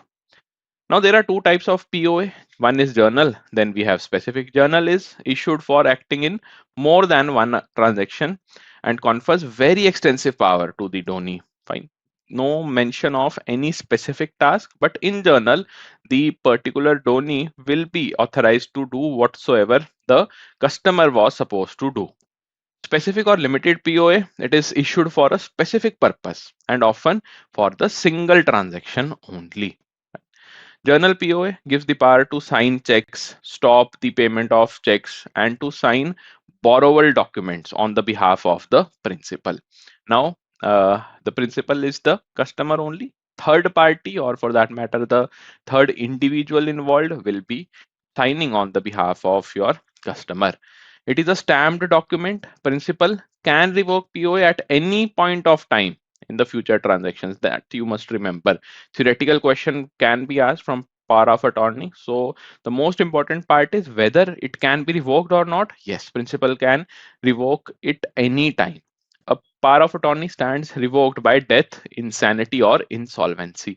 If a customer dies, or for that matter, becomes insane or insolvent, then the power of attorney will dissolve. Okay, so this was it for your today's lecture. I hope that you are able to know that what are the special rights of the banks when it comes to the customer and banker relationship. For all of you who want to complete this particular lecture, complete this particular unit, that is unit number 7 with us, I would highly recommend that you should go for our paid classes there in greater detail. Like today, in the first half of this lecture, I have told you explained all those concepts with examples. In our paid classes, the same operation, the same mode, we in the same mode we conduct our classes. So if you are interested in completing all the units of PPB in one go with us in the live classes, then you can directly enroll in the JAIIB Mahapack, where right now the 2026 sale is ongoing. You will be having the 3x validity on the JAIIB Mahapack at only rupees 5999. Plus, along with that, a special offering from our team that you can have the free resolution 2026 mock kit as well right now if you enroll. Reason being why it is important, because these are good quality MCQs. Fine, a fresh set of mocks have been specifically designed for our JAB aspirants, and we are providing this particular resolution mock kit to all of you who will be enrolling in the JAB Mahapack 2.0. So yes, this is the new year gift from our team, from our side to the bankers.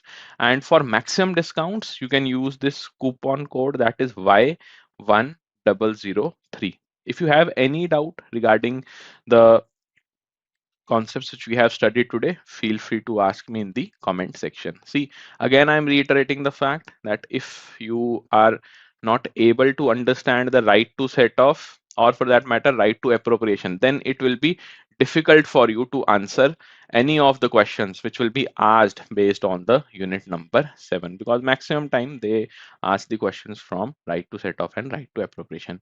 Just remember, right to set off is extended using the right to appropriation. Fine. So an extension of right to set off is your right to appropriation, where the multiple accounts are involved. Single account if you have, then right to set off, and that to liability. Okay. So this was it for today's session. We'll see you in today's lecture. So under this chapter, we have one topic of liberalized remittance scheme, which is well defined in the entire curriculum of your forex operations. So what is LRS? How the various salient features are there which are operational under the LRS?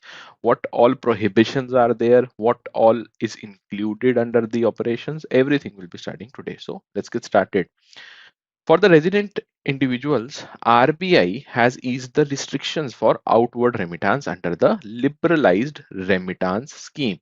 First thing first, you should know that it is for the outward remittance, the remittances you are doing away from your country. And as the name suggests, it is a liberalized version of the remittances. Liberalized means some relaxed norms will be there. And who has introduced these relaxed norms? It has been introduced by the RBI and for the resident individuals. It was introduced in 2004, so the date is also important so that you can maintain a timeline. Who all are eligible for this particular scheme? Who all can take the benefit of this particular LRS? So it is available to resident individuals, including the minors. So how the questions are asked in the exam? They will give you four options, out of which you have to select that LRS is implemented for various individual entities. Which of the following is are a part of that? So always remember, minors are also under the ambit of LRS, and who are not under this ambit, under the ambit of LRS, it is not available to corporates, partnership firms, HUF and trusts. Why? Because we have just now seen that it is for the residents individuals, only the individual entities, they are covered under this particular scheme. So any type of organization which is of the nature of non-individual, they are automatically not included in this particular scheme. Remittances can be consolidated in respect of family members, subject to individual family members complying with terms and condition. So there will be certain thresholds which we'll be looking into this particular lecture only at a later stage. But you can club the remittances if you belong to a single family, with a particular condition that all these individual remittances, whosoever is doing, let's suppose it is individual one of your member, individual two, individual three, all the three must comply with the term and conditions. For capital account transactions, clubbing is permitted only if the other family members are the co-owners, co-partners of the overseas bank account, investment or property. So always remember, for journal transactions, it can be clubbed right away. No condition as such, no stipulation as such, only the journal terms and conditions you have to comply with. But when it comes to the capital account transactions, then the most important part is whosoever you are clubbing the transaction with, they must be the co-owner or the co-partners of your overseas bank account, or for that matter in the property via which the transaction is happening, or the property which is involved under the transaction, or for that matter the investment which is ongoing in that particular kind of transaction. So all these terms you must remember by heart, because under LRS question is expected in May 2026 as well. Every year they ask one question, and the same they can repeat in the May exam cycle. What is the permissible amount? Now this is the amount which is permitted, which is permissible, and you are permitted to do the transactions up to this particular amount. Maximum amount permitted in a financial year which starts from April ends in the March, it is US dollar 2.5 lakh per head. So always remember, 2.5 lakh per head will be the right answer if the question is asked about the maximum amount under LRS. There is no restriction on the number of transaction. Number of transaction is okay, but the maximum amount, the culminated amount, cumulative amount, which should be 2.5 lakh per head only, not beyond that. Release exceeding the limit requires prior permission from the RBI. So whenever we say that the transactions are exceeding in a particular financial, then whether some deviations are allowed, they are allowed under certain conditions, and that too the prior permission of RBI. But in journal, you will find 2.5 lakh per head will be the maximum amount per financial per head. Now, what all purposes are there? We have n number of transactions ongoing. So certain transactions will be permitted under certain purpose only. That is, you can remit $1 lakh per year under these purposes. If you fulfill these purpose, if your particular transaction lies under these purposes, then it is permitted. Otherwise, it is not permitted.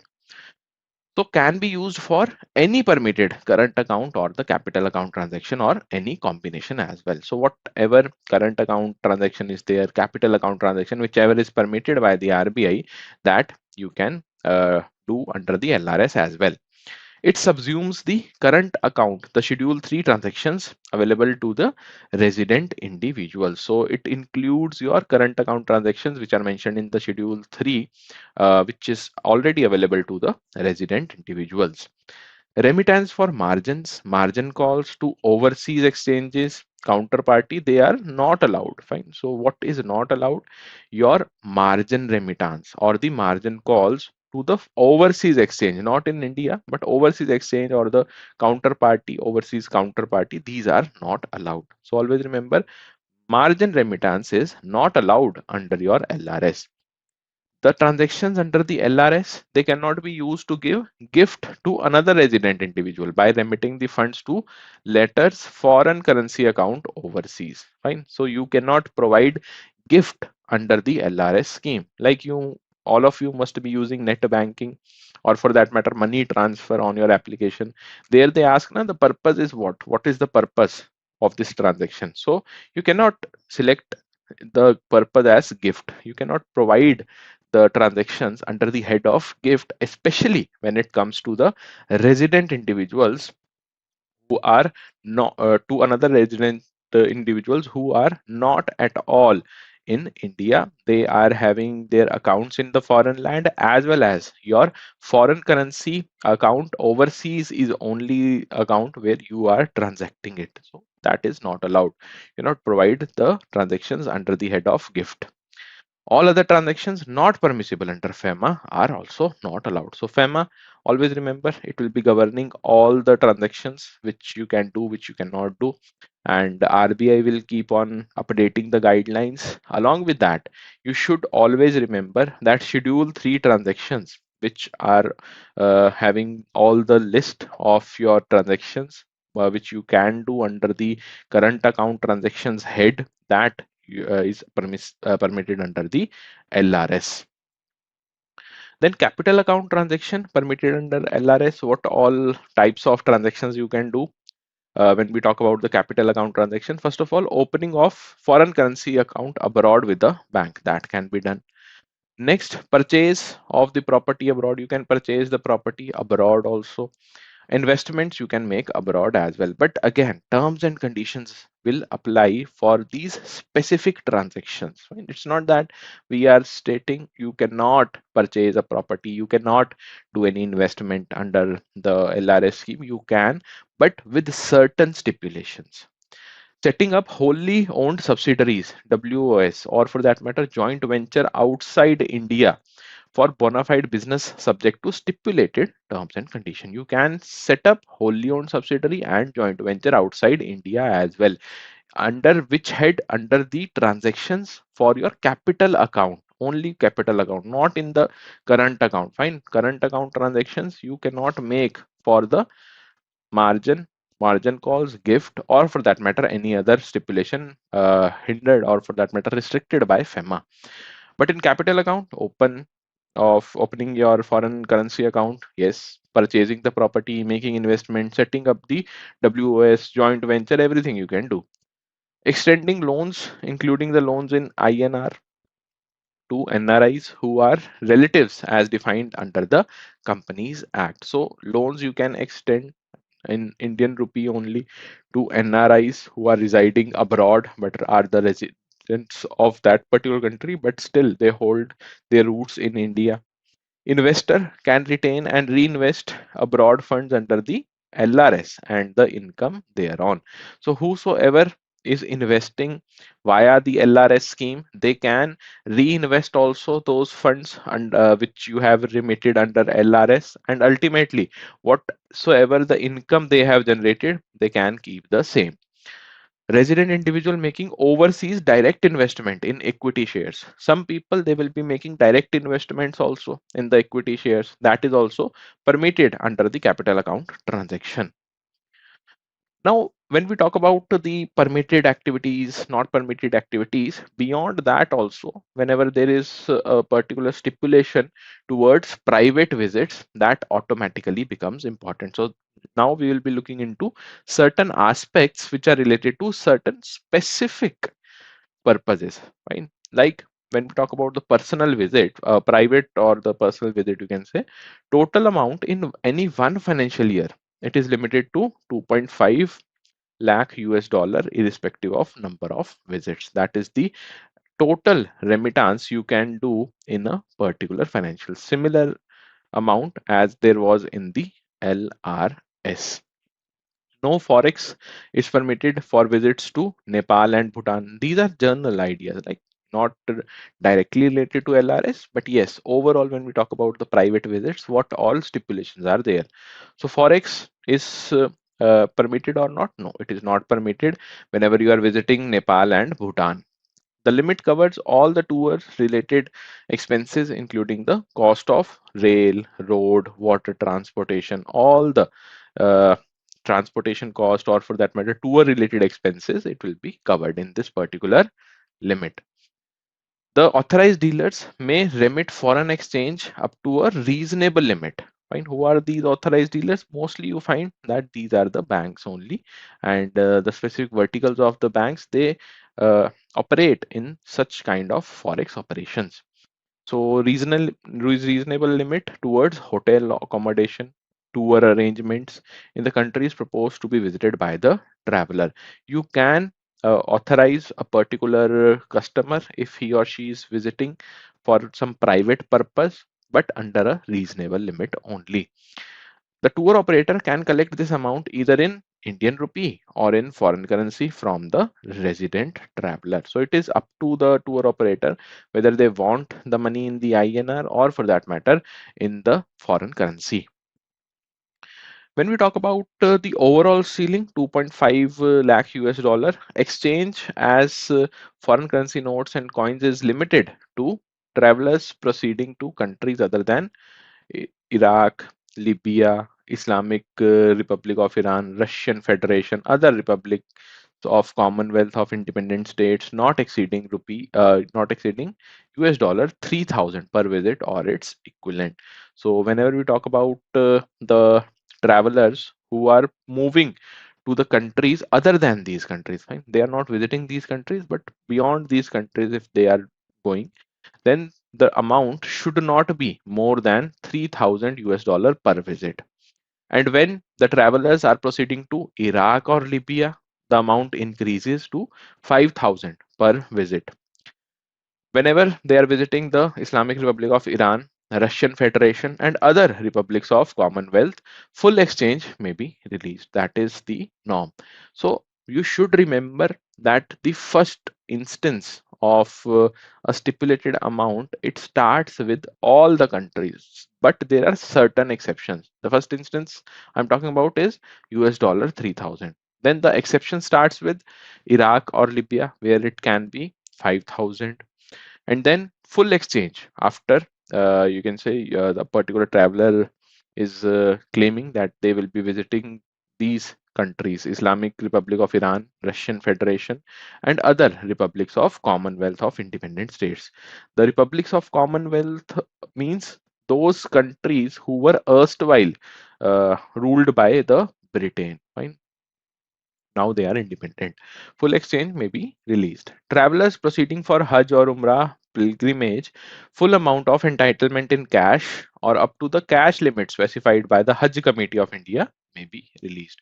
So if you are visiting a particular place for some pilgrimage, and you are wondering that what kind of amount we can remit in that particular country, then according to the Hajj Committee of India, whatever the cash limit has been specified, it can be released.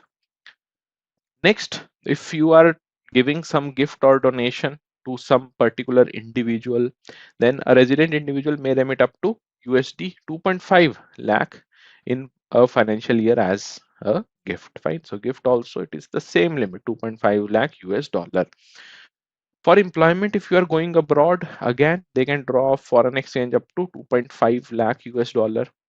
Emigration, a person wanting to emigrate can draw the foreign exchange from the authorized dealers up to the amount prescribed by that country of emigration, whatever amount has been stipulated by the country where you are emigrating, or for that matter, US dollar 2.5 lakh. Okay.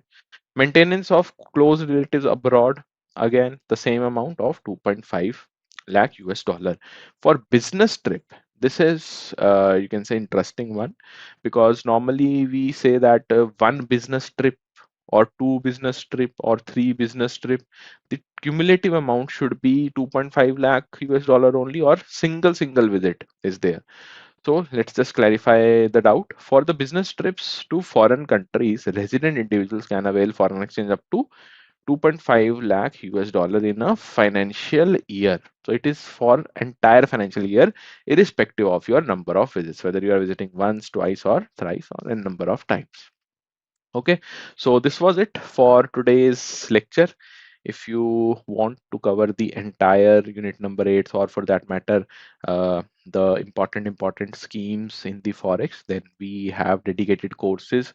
When you talk about the parameters, various parameters which you should know about all the types of accounts, maximum, you can say the questions are asked from these parameters only. So we have NRE account, we have NRO account, the ordinary account known as NRO account, and the NRE account specifically for the foreign currency deposit. Then we have FCNR account also, which more or less deals with the foreign currency only. There is no transaction whatsoever included, whether it is the deposit or for that matter withdrawal in Indian currency. So FCNR solely based on the foreign currency. So who can open these accounts? What type of deposits you can make? What type of withdrawals are allowed? Taxation system. All these are important aspects of these various accounts. Let's try to learn them one by one. So first thing first, who can operate a particular NRE account? So all the NRIs, PIOs, OCIs, individuals or entities of Bangladesh, Pakistan nationality, or the Pakistan ownership of the account, they require prior approval of RBI. So RBI's approval is also required if you are an individual or an entity from Bangladesh or Pakistan. Otherwise, these accounts are open for your NRI, PIO as well as OCI directly. Similar is the case with your NRO account, but with a caveat. Here we will be talking about the person who is resident outside India, the ordinary account, which you will be depositing only the Indian currency. So any person resident outside India, other than person resident in Nepal and Bhutan, individual or the entities again who are residing or they are from Pakistan or Bangladesh, they require the approval from RBI.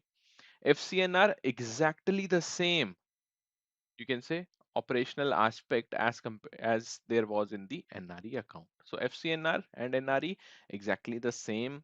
You can say parameters are involved whenever we say that who can open this particular account. But in NRO, you will have to meet the condition that you are a person who is a resident outside India. For the deposits in NRE account, only the foreign currency deposit is allowed. For NRO, the ordinary account, it is the Indian currency which is applicable.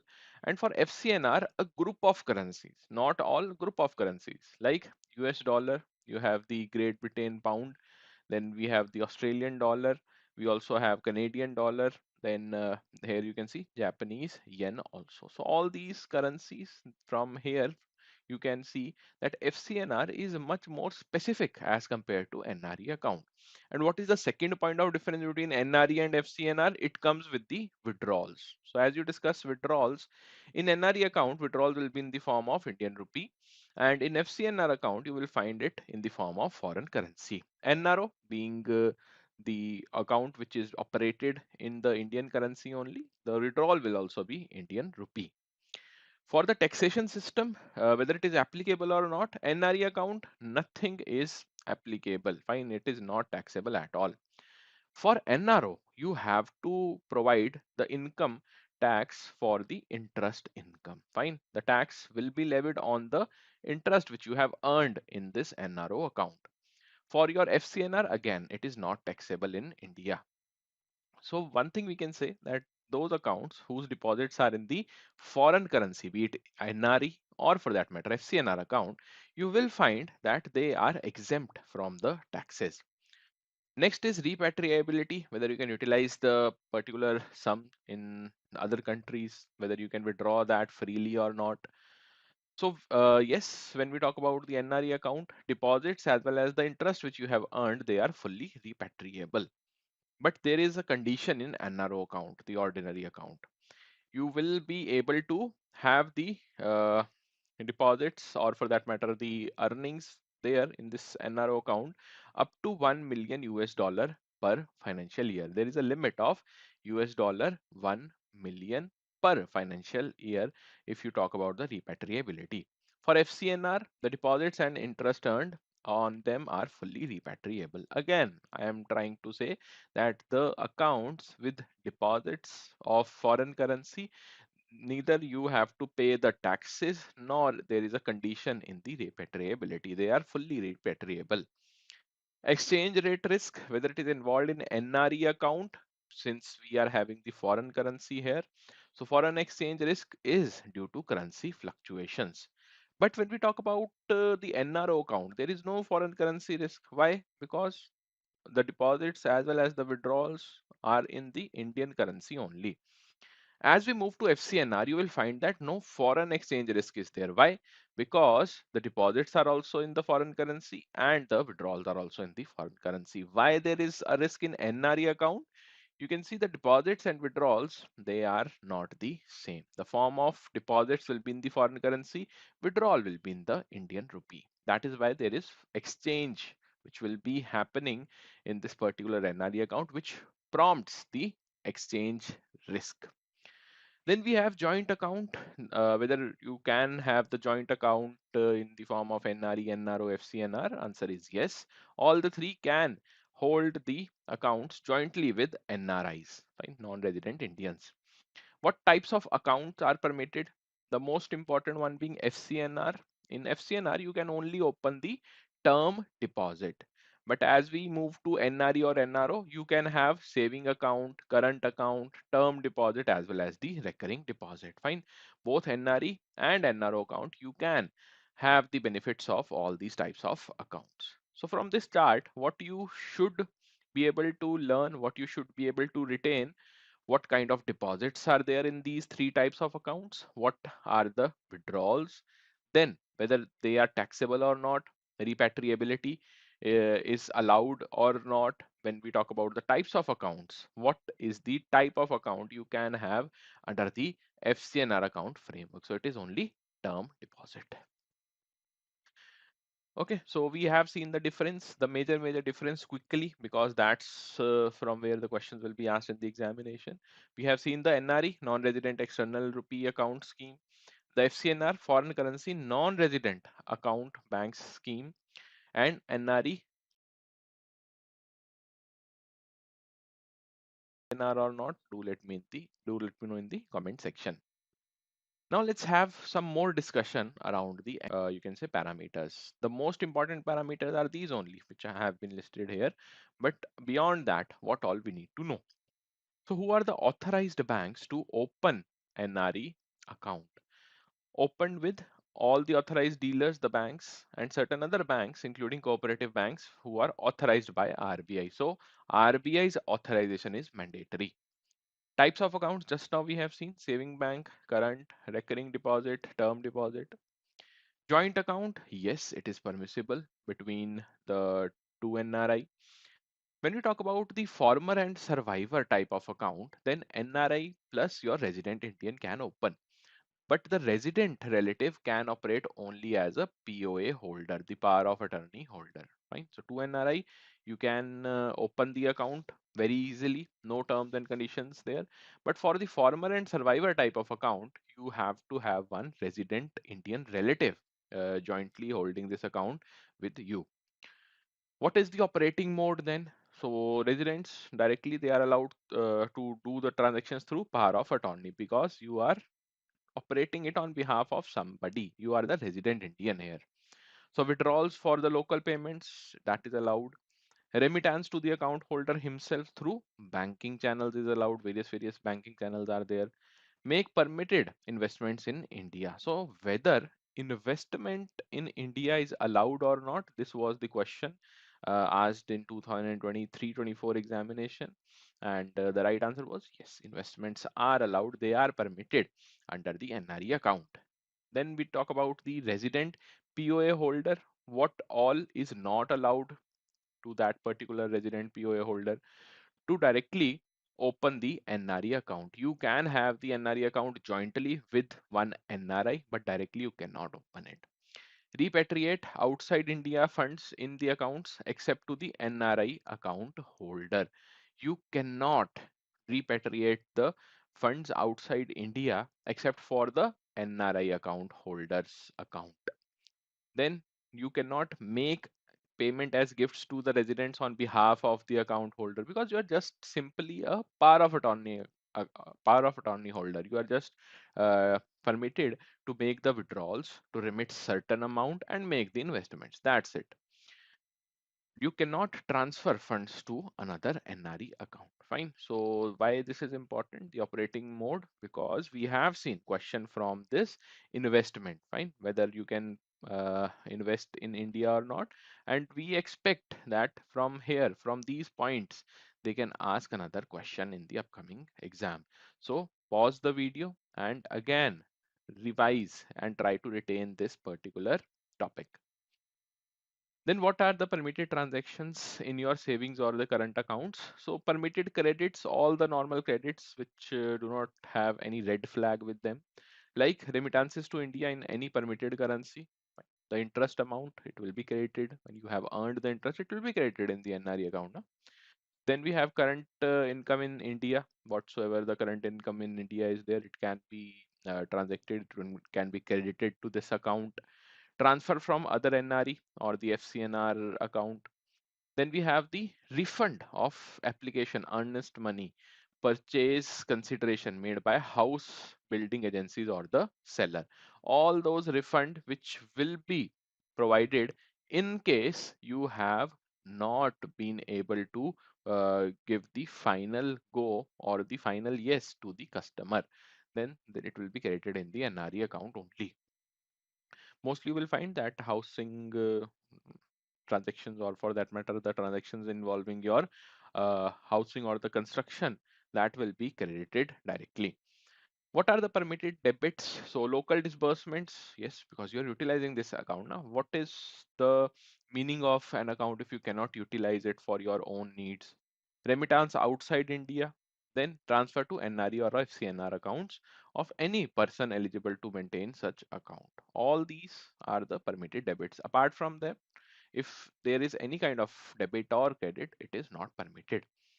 Next, one question is very, very important. We are saying that term deposits, recurring deposits, these are the types of account which you can open under the NRE scheme.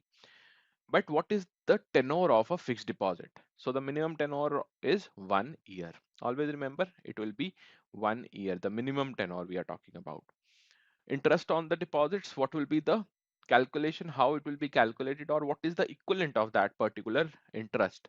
So for the saving bank, whatsoever is the domestic saving bank interest, that will be there for your deposits interest. And when we talk about the term deposits, it will differ as per the tenor, as simple as our saving bank's account. Then tax exemption, NRE deposits or the interest thereon are exempt from wealth or income tax. Here we have seen in the NRE account, it is not taxable in India. Again, I'm saying that NRE account is not taxable. Similarly, FCNR is also not taxable. But NRO account, the interest income, only the interest income is taxable. And that's how we calculate the taxes in our country also for the saving bank, right? Then what will happen to the amount which is there in this NRE account if we have the death of depositor? So what about the payment for this particular amount? On demise of an account holder, the balances can be transferred to non-resident nominee. Right? Nominee can be a non-resident one. This is very important. Right? Can ask you the question that whether the nominee can be a non-resident or not in case of NRE account. Answer will be yes. Remittance by a resident nominee outside India for meeting any liability of the deceased or similar other purpose requires the RBI approval. Fine. So resident nominee who is not residing in India, fine, outside India, they are there and they want to uh, have these funds to meet the liability of the deceased. The person who has died, unfortunately, some liabilities are there, and you being the nominee, you want to fulfill those liabilities, you want to nullify those liabilities from this particular account and NRE account, then you require RBI's approval to do the same. Then we have the loans against NRE deposits, whether you can have the loans against NRE deposit or not, as we have the loan against FD. So whether such kind of scheme is permissible for the NRE deposits. So loan can be granted in India by the authorized dealers against the NRE deposit, but lien is not allowed on the NRE saving bank. So you must remember that the NRE account is not at all, you can say, utilized for marking lien. Right? So lien is not there. So at your risk, you are providing the loan on a particular NRE account. Prohibitions on use cannot be used for the re-lending or agricultural plantation activities or investment in real estate business. So the loan amount whatsoever is there, you cannot utilize it for re-lending the same money to some other person, or for that matter entity, or agricultural activities, because you cannot trace that. In NRE accounts, they are known for high security transactions. Why? Because we do not know that where the source of these funds are. And if you say that I am doing the agricultural or plantation activities, it is very hard to trace you down. That is the reason why there is strict prohibition that you cannot use the funds for relending, or for that matter, agricultural or plantation activities. Then we have the foreign currency non-resident account banks scheme, that is your FCNR, right? FCNR banks account, very, very important. We have seen the important parameters. Let's just see what all we can have from this particular slide. So eligible banks can be maintained with the authorized dealers and other authorized banks, right? What are the type of deposits? Permitted only as TD, the term deposits. RD is not permitted. This we have seen already. Tenor of deposit, how it will be going from first year, fine, starting from first year till the time this particular account is being held by an individual. So minimum 1 year will be there for the term deposit. Maximum is 5 years. So remember, 1 to 5 years is the maximum tenor. And the blocks are as follows: 1 year and above, but less than 2 years. So you will find the blocks in the FD also, find the FD which you hold in the bank. They also have the same kind of product: 1 year and above, but less than 2 years. Then you will have 2 years and above, less than 3 years. 3 years and above, less than 4 years. Then 4 years and above, less than 5 years, and then only 5 years. These are the blocks from where question can be asked again. Next, we have interest rate. So both floating and fixed rates are permitted. Recent, you can say, guidelines of RBI, they have not included any change in the FCNR account operation. But yes, right now, when we talk about reset for floating, it is 6 months. So the reset time period for floating rate of interest is 6 months. Right now, also, it is 6 months only. There were talks that they will change, but let's see when the update will be there. But till December, we have to remember the update for our exam, and the right answer is 6 months only. Then for NRO, any person, again, resident outside India, foreign national of a non-Indian origin visiting India, they can open the NRO account. So saving bank, current account, term deposit, recurring deposit, all are the types of accounts permitted. And the minimum tenure is 7 days for the fixed deposits. Here in the term deposits of FCNR, it was how much? 1 year. For NRO, it is 7 days. Again, very, very important. Okay. So yes, this was it for your today's lecture. If you want to complete the entire syllabus of JIIB with us, then right now we are running huge discounts on our JAM Mahapack. You can directly visit our website or call on this number, that is 0981 981 9247, to avail maximum discounts. If you find any difficulty in this particular lecture which we have discussed today, feel free to ask me in the comment section. So first thing first, who is an NRI? Why we are studying this? Who is an NRI? who is a PIO. All these are important for us to understand. Why? Because ultimately in the examination you will find certain case studies, and in those case studies you will not be having the definition of NRI or PIOs given. You have to first decipher that we are talking about which type of individual, whether it is NRI or OCI or PIO, and then answer the question. Fine. So NRI, simply stated, non-resident Indian, that everybody knows, who is a person resident outside India who is a citizen of India. You are a citizen of India, but you are residing outside the country. That is why you are known as non-resident Indian. Fine. So which section defines this particular term? So section 2 of the FEMA 1999 defines the term resident in India as the person residing in India for more than 182 days during the financial year.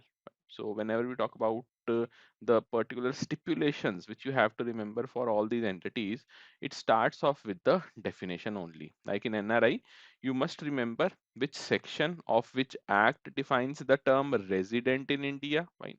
Resident who is residing inside the India.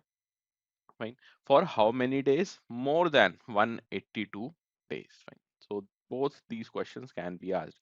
Which section under which act and how many days? So you must remember all these facts. Then comes who is a PIO, person of Indian origin. So Indian origin, you have the origin in India or your roots are linked directly to India as a person. And ultimately, right now, you are not either residing in India or for that matter, you have gone abroad and settled there only. So PIO, a person of Indian origin, is a person resident outside India who is a citizen of any country other than Bangladesh or Pakistan or such country as may be specified by the central government. So what is the important highlight or important point of difference between NRI and PIO? Here you are a citizen of some other country, but in NRI you were the citizen of India. Both are residing outside. Fine. None of them are residing in India. But one is a citizen of India, that is NRI. PIO is not a citizen of India. And which type of countries, or for that matter, what all countries are included under the ambit of PIO? So, an individual who is a citizen of India by virtue of Constitution of India or Citizenship Act 1955. You are not you are a person resident outside India who is a citizen of any country other than Bangladesh or Pakistan. And if you are talking about that there are some other countries, if you are a person residing in those countries, you are the citizen of those countries, then how it should have been defined, which condition, under which condition it should be defined? It should be defined either via the Constitution of India or Citizenship Act 1955. Who belong to a territory that became part of India after 15th day of August 1947.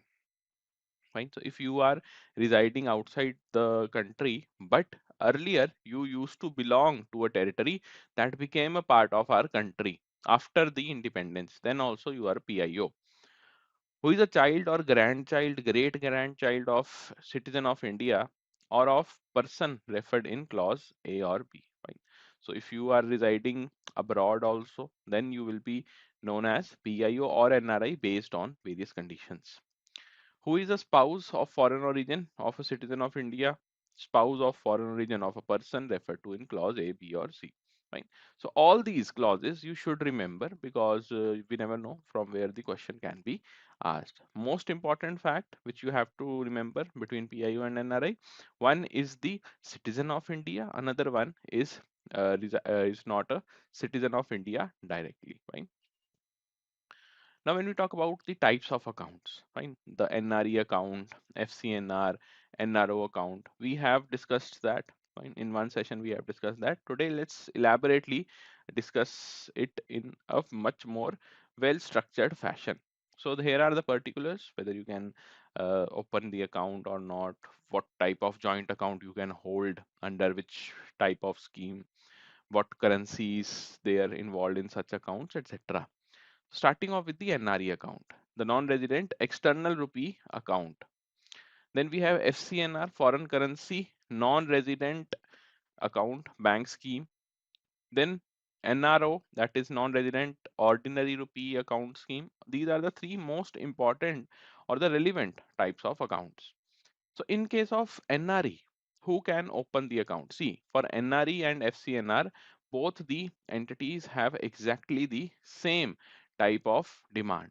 Whether you are NRI or PIO, individual or an entity of countries other than Pakistan and Bangladesh, you can directly open the account. But if you are from Pakistan or Bangladesh, then you require approval from RBI.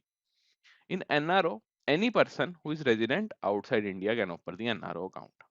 Fine. Then joint account, whether you can hold or not. So NRE account, yes, you can hold a joint account in the name of two or more NRIs or the PIOs. Then NRI PIOs can hold jointly with the resident relative also. Fine, a resident who is a relative of yours, former or survivor basis. Fine, former or survivor FRS basis, you can directly have an account. NRO, when we talk about NRO, so it can be again held jointly in the name of two or more NRI or PIOs, may be held jointly with residents on former or survivor basis. Currency is the most important one. Fine. When we talk about the types of accounts, types of schemes involved, you must remember at least the currency. So for NRE and NRO, you will find the currency type as Indian rupee. But in FCNR, the currency type is any permitted currency, that is your foreign currency which is freely convertible. The convertible currency only will be involved. The taxability, when you talk about the taxability, whether the income earned, interest income earned in these accounts taxable or not in our country. So for NRO account, you will find directly the income is taxable. But for the NRE or FCNR, income earned in these accounts is exempt from income tax and the balance is exempt from your wealth tax. So both these things you should remember. The types of accounts for NRE and NRO, mostly the types of accounts are savings, current, recurring or FD. But for FCNR, the most important type which you should remember, it is term deposit. So only term deposit, in the form of term deposit only you can utilize the FCNR scheme. Then comes the period for fixed deposit. So the time period for fixed deposit, it varies. Fine. When we talk about the FCNR, you will find more number of years for your fixed deposit because this is for only the term deposits type of account. And in NRE, it will be lesser as compared to FCNR. So NRE from 1 to 3 years. However, banks are allowed to accept the NRE deposits above 3 years from asset liability point of view. So asset liability point of view, it means simply that you want, as a particular bank, you want to hold certain accounts for much longer duration as being stipulated here. So you can hold it, but mostly we find 1 to 3 years only. FCNR, again 1 to 5 years is the time period. And when we talk about the NRO, it is same as applicable to the resident accounts. Fine, the NRO accounts, you will find that all those schemes, be it your recurring or the fixed deposits, whatsoever are provided to the domestic customers, we replicate it in the NRO account. Then we have repatriability. Whether the NRE or FCNR account accounts deposits are repatriable or not. So yes, they are repatriable. But for NRO, not repatriable except for all current income. Only the current income is repatriable here. Always remember this thing. Or not all the incomes, only the current one. The balances in NRO account of NRI or the PIOs are remittable up to US dollar 1 million per financial year. Fine. So 1 million per financial. That is the amount of repatriability for your NRO account. A very important number which you should remember for your examination. Now let's talk about the types of accounts. Fine. Since this is a lecture on YouTube, so we won't be discussing in detail all these four types of accounts, but we will focus on the most important one. Fine. The most important one being your DDA. But yes, let me just give you an overview of all these accounts. The residents can hold in India the following types of accounts in foreign currency. What are these accounts? First is EEFC, Exchange Earners Foreign Currency. Then we have RFC, Resident Foreign Currency Account, RFC simple. Then we have domestic version of your RFC account, RFC-D account. The most commonly asked question is from this Diamond Dollar Account Scheme, the DDA account. And why it is important? Because certain changes have been made in the last year. So Diamond Dollar Account Scheme, what all you should remember. Simply stated, it is for a particular company, a particular firm who are dealing in jewelry. Fine. Very simple definition.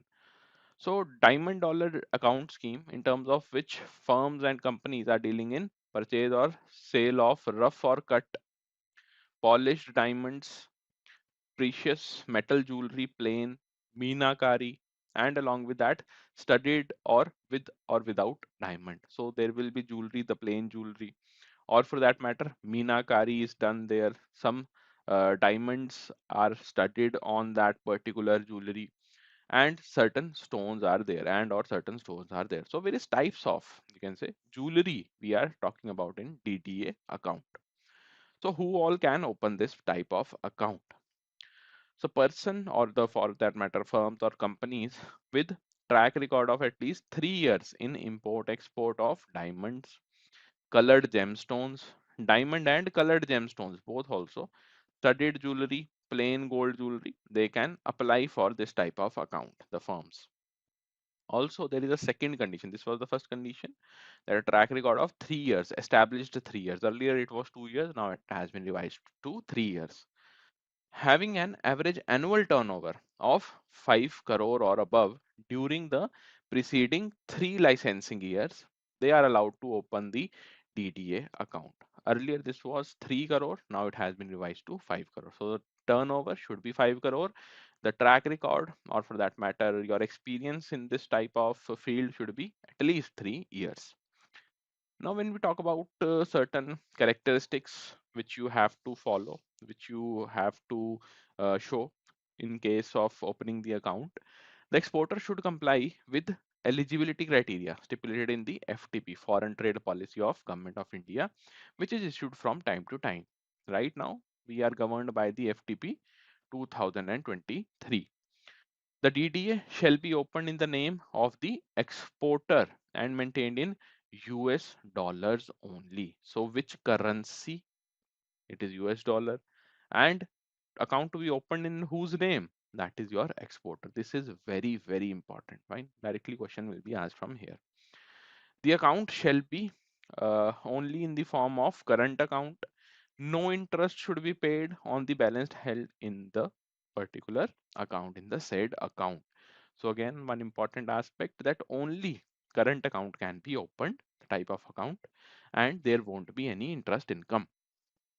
No intra account transfer should be allowed between the DDAs maintained by the account holder. Fine. If multiple DDAs are there with you, then you cannot have any kind of account funds transferred, okay, to each other DDA. Now comes the question that how many DDAs can be there? How many DDAs can a firm hold? So an exporter firm or the company shall be permitted to open and maintain not more than 5 DDAs. So the maximum is 5. Okay. Beyond that, you cannot hold. The balances held in the accounts shall be subject to CRR, cash reserve ratio, and your SLR requirements. So, one question I think in 2023 they have asked, the statement based question was there, and directly this was mentioned only, that the balances which are held in this account of DDA, whether they are subject to the reserve ratios or not, whether reserves has to be complied or not. So answer was yes. CRR and SLR requirements have to comply.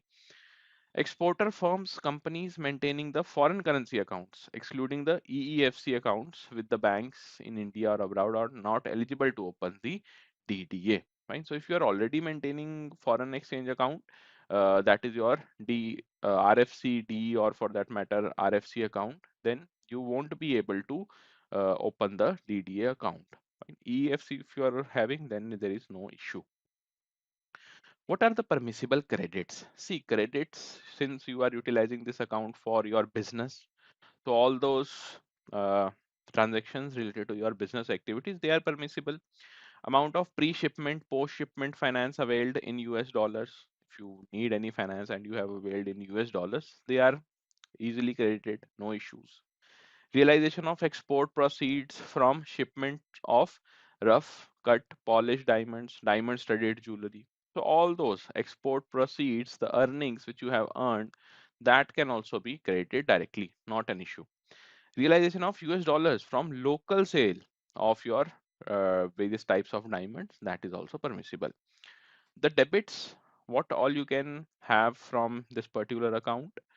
So the transaction for the import or the purchase of rough diamonds from overseas or local sources. So all those transactions involving your diamonds, they are directly permissible. Payment for purchase of cut or polished diamonds, colored gemstones, the plain gold jewelry from your local sources, all these are also permissible. Whenever we say that the permissible debits are these, it does not mean that only these are permitted. There might be certain interrelationship between two or three types of transactions. Those kind of transactions can also happen.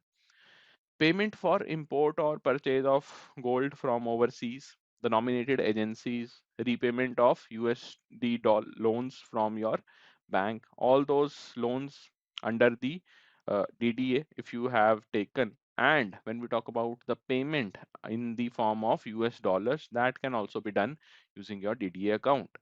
Transfer to rupee account of the exporter. So if the exporter is having an account where the rupee is your denomination, then definitely you can utilize the debit from DDA. Fine. So this was it for today's class. I hope that you are able to know that what is DDA account, what all important aspects are there. When we talk about the overall coverage of this chapter, that is unit number 10, there are various topics, like we have the FCRA 2010, very important. Then these types of accounts questions can be asked from here also, and there are certain case studies which you should practice. Most of you must have worked in the cash department, because if you are a clerical you can say employee, then definitely you are working either in the cash department, or for that matter the direct operations in the deposits. And if you are a probationary officer or a manager also, then you must have gone through at least 3 to 6 months of single window operator training in your training module. So when we talk about CMS, the cash management service, why it is important for the bank? Because we are here to serve the people. The people have certain demands, out of which cash is still right now, even after the digitalization, it is still in, you can say, demand from the side of the customer. So we have to replenish the cash, even if it is in the branches or for that matter in the ATMs. And that is where the CMS becomes very important. You must manage the cash which you are holding as a particular bank. So whenever we say that cash management, it refers to what? Simply collecting the cash, concentrating it and disbursing. That is the final stage where the customers are involved. Fine. So how the process works? First and the foremost, in the liquidity concept, you must have studied that RBI arranges the money. Fine. The printing of the currency happens, and then various chests are there for the banks. There the supply of your cash will be there from the side of RBI. Once the chests are replenished, then you will be having the transport, the direct transport of these particular cash amount from the chests to the currency chest branches of respective banks. And once the replenishment happens at the currency chest branches, then it will be disbursed to different branches. The intent of providing the cash from the currency chest branches, it is you can say highlighted by the respective branches, and according to their needs the cash will be supplied to the respective branches. Fine. So first of all, you have to collect the cash. Fine. Collection will be there. you have to collect a certain amount, then you have to place it, concentrate it in a particular branch, or for that matter a particular vault. Then final disbursement of cash will be there, which is what? The direct cash which you provide to the customers. Simple thing. CMS, more or less the management of all these services is your cash management service. Then it encompasses level of liquidity, management of cash balance, short-term investment strategies as well. So you must be knowing that there are certain rules, regulations, or the stipulations over the banks. RBI provides the reserves for a particular bank. A particular regulation is there that yes, cash or cash equivalent you must maintain in the CRR, cash reserve ratio. Similarly, SLR, apart from the liquid assets, you must have various components of cash equivalents as well. So there we are doing what? As a bank, we are taking the cash from our needs, from the vault, and keeping it in a safe with either themselves, with either the bank, or for that matter with the RBI. Do let me know in the comment section that whether we maintain CRR within the bank itself or is it the SLR. Fine. So you are doing what? You are managing the cash balance, and along with that you are providing the short-term investment opportunities also.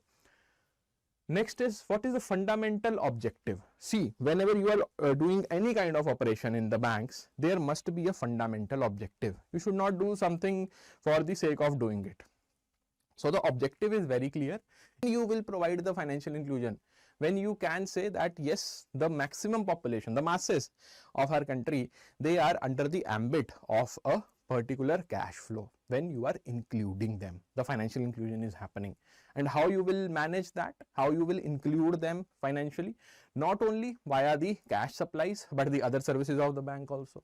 Fine. So cash is just a component, one single component in the financial inclusion. Apart from that, other services, digitalization, fine, digital services of the bank. Then insurance penetration, that also is covered under the ambit of financial inclusion, and other services as well. The objective of cash management system is to improve revenue for the particular bank. What is the ultimate goal? Because banks are what? They are business. In turn, you are providing the services, that's okay, but ultimately you are here to make profit. So whenever we say that the objective of your cash management, it will be to improve the revenue, maximize profit, minimize the cost, and establish efficient management systems to assist and accelerate the growth. RBI is very much serious when it comes to maintaining the cash, or for that matter deposits and credit ratio. And recently the CD ratio has gone beyond the threshold limit of 79%, which is a concerning area for the RBI as well as for the banks also. Why it is concerning area? Because we are managing cash, but the credit demand is quite high. Reason being, low repo rate is right now ongoing. GST cut has happened. People have more demands now. They can afford more goods. But on the flip side, we are not having the adequate schemes to govern the deposits of a bank. So that is also another agenda which is indirectly fulfilled via the cash management services.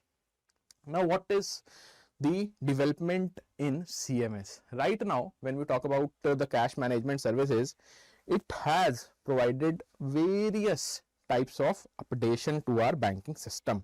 Okay, earlier what used to happen, we used to maintain the ledger. Ledger will be maintained. Ultimately, you are writing the credit, debit with whatever is happening in your branch. Then at a zonal or the regional level, things used to be reconciled, and after that we tell that yes, this is the ultimate cash flow which is happening in this particular region and overall in this head office, or for that matter entire bank. But since the cash management services has been developed, things are very much easy. Directly, whatever transaction you are doing in your CBS, you can directly go for the ultimate amount, that yes, this is the cash flow which is happening in your branches. Cash management has changed significantly over the past few decades for two reasons. First, had been an upward trend in interest rates that increased the opportunity cost of holding cash.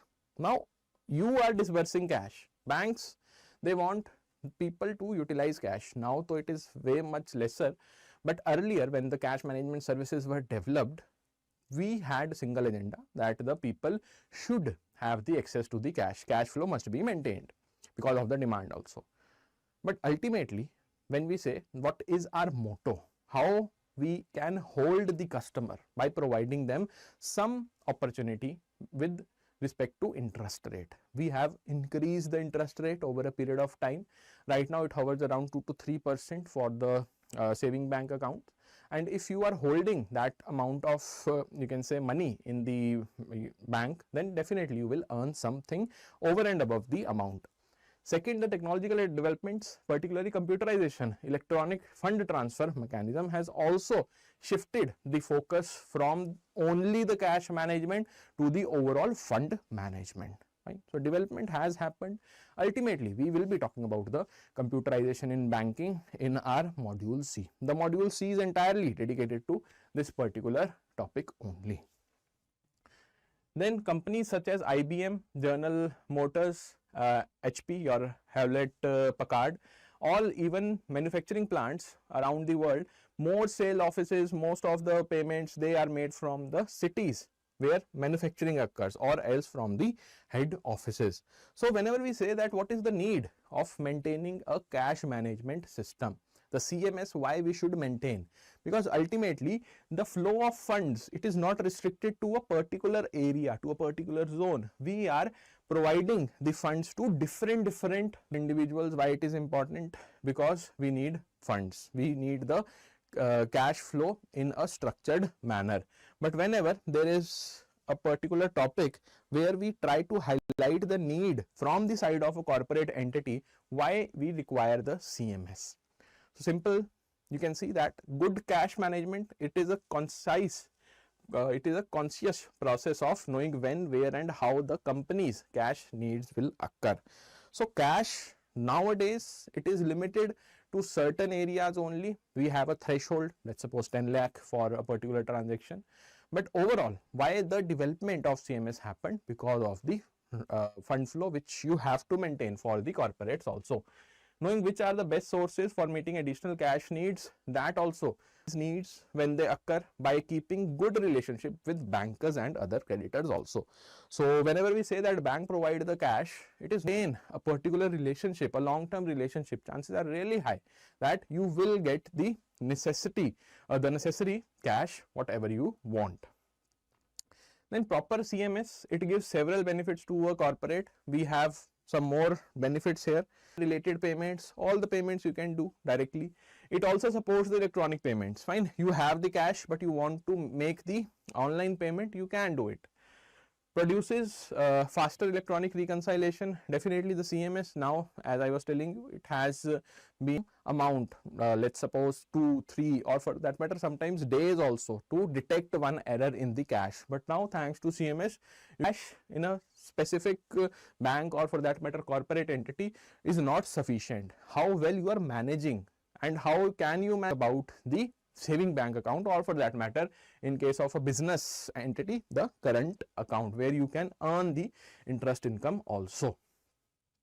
For banks, why it is important? So definitely it has helped us also, like we were saying, regulation and new technology have eroded the bank's comparative advantage, made it easier for non-bank competitors to enter into hitherto exclusive banks domain. So NBFCs, the non-banks as we call them, they were earlier only restricted to certain activities. Why? Because of the restriction that of your deposits in the NBFCs. But now when we talk about the cash management system which has been made digitally now, CBS, you can see CMS is being regulated digitally. So and non-banks also can enter into such areas where earlier it was only restricted to, until now it was only restricted to banks. Banks have shifted their scale, their sales mix towards products that generate non-interest income by selling non-bank fee-based financial services. So the para-banking services, which we'll be looking into the IIFS, the last module, module D of IIFS, we talk at greater length about the para-banking services. Thanks to CMS, the banks are able to gauge for themselves that whether these services which they are providing are in line with the demand of the customers or not. And once you know for sure that yes, Now, what are the types of cash management system? When we talk about the CMS, more or less you will find the cash collection service as the first task, or for that matter the first stage where we are collecting the cash only. So the banks have implemented various customized cash pickup solution to meet the specific requirement of customer. What are the benefits? Benefits are simple: minimization of operational risk. You are operating, let's suppose, on daily basis with huge amount of cash, and on daily basis you are replenishing the cash. So think for a while whether it is safer for you to have bulk amount of cash at once, or you have to daily replenish cash. That is much more important, or that makes more sense. Fine, try to answer this. Reduction in the cost will happen, security, increased efficiency. Fine, whenever we talk about the cash collection service being made after knowing your demand of your branch, it is always efficient. You won't have any operational difficulty if you have the correct amount of cash with you. Direct credit by fund transfer offers management of payables in respect of your supply chain management, overseas remittance, salary payments, statutory payments. All those statutory payments are also done utilizing the CMS. Then we have one important aspect, which is the check or DD. So in case of your check or demand draft arrangement, here also the CMS is being utilized. Whenever we say demand draft or payable at par checks, they are issued by the CMS clients. They are by branches across the country on presentation for payment. You want to make a payment to X party and they accept only DD. So your cash, whatever you are holding in your account, it can also be utilized for making the DD, right? Similarly, for NEFT payment, electronic channels are also there. If you are holding good amount of cash in your account, then also you can utilize the electronic payments. Fine, all these services, whatever you are utilizing right now in the banks, they are more or less having this single origination, that is from the cash. Next, when we talk about the receivables management or the check collection, so the local, or for that matter, we have a particular grid also. The grid system is also there in the check system, that we'll be learning in the upcoming chapter. But for now, what you can have from here is that the check collection is directly linked to your cash management.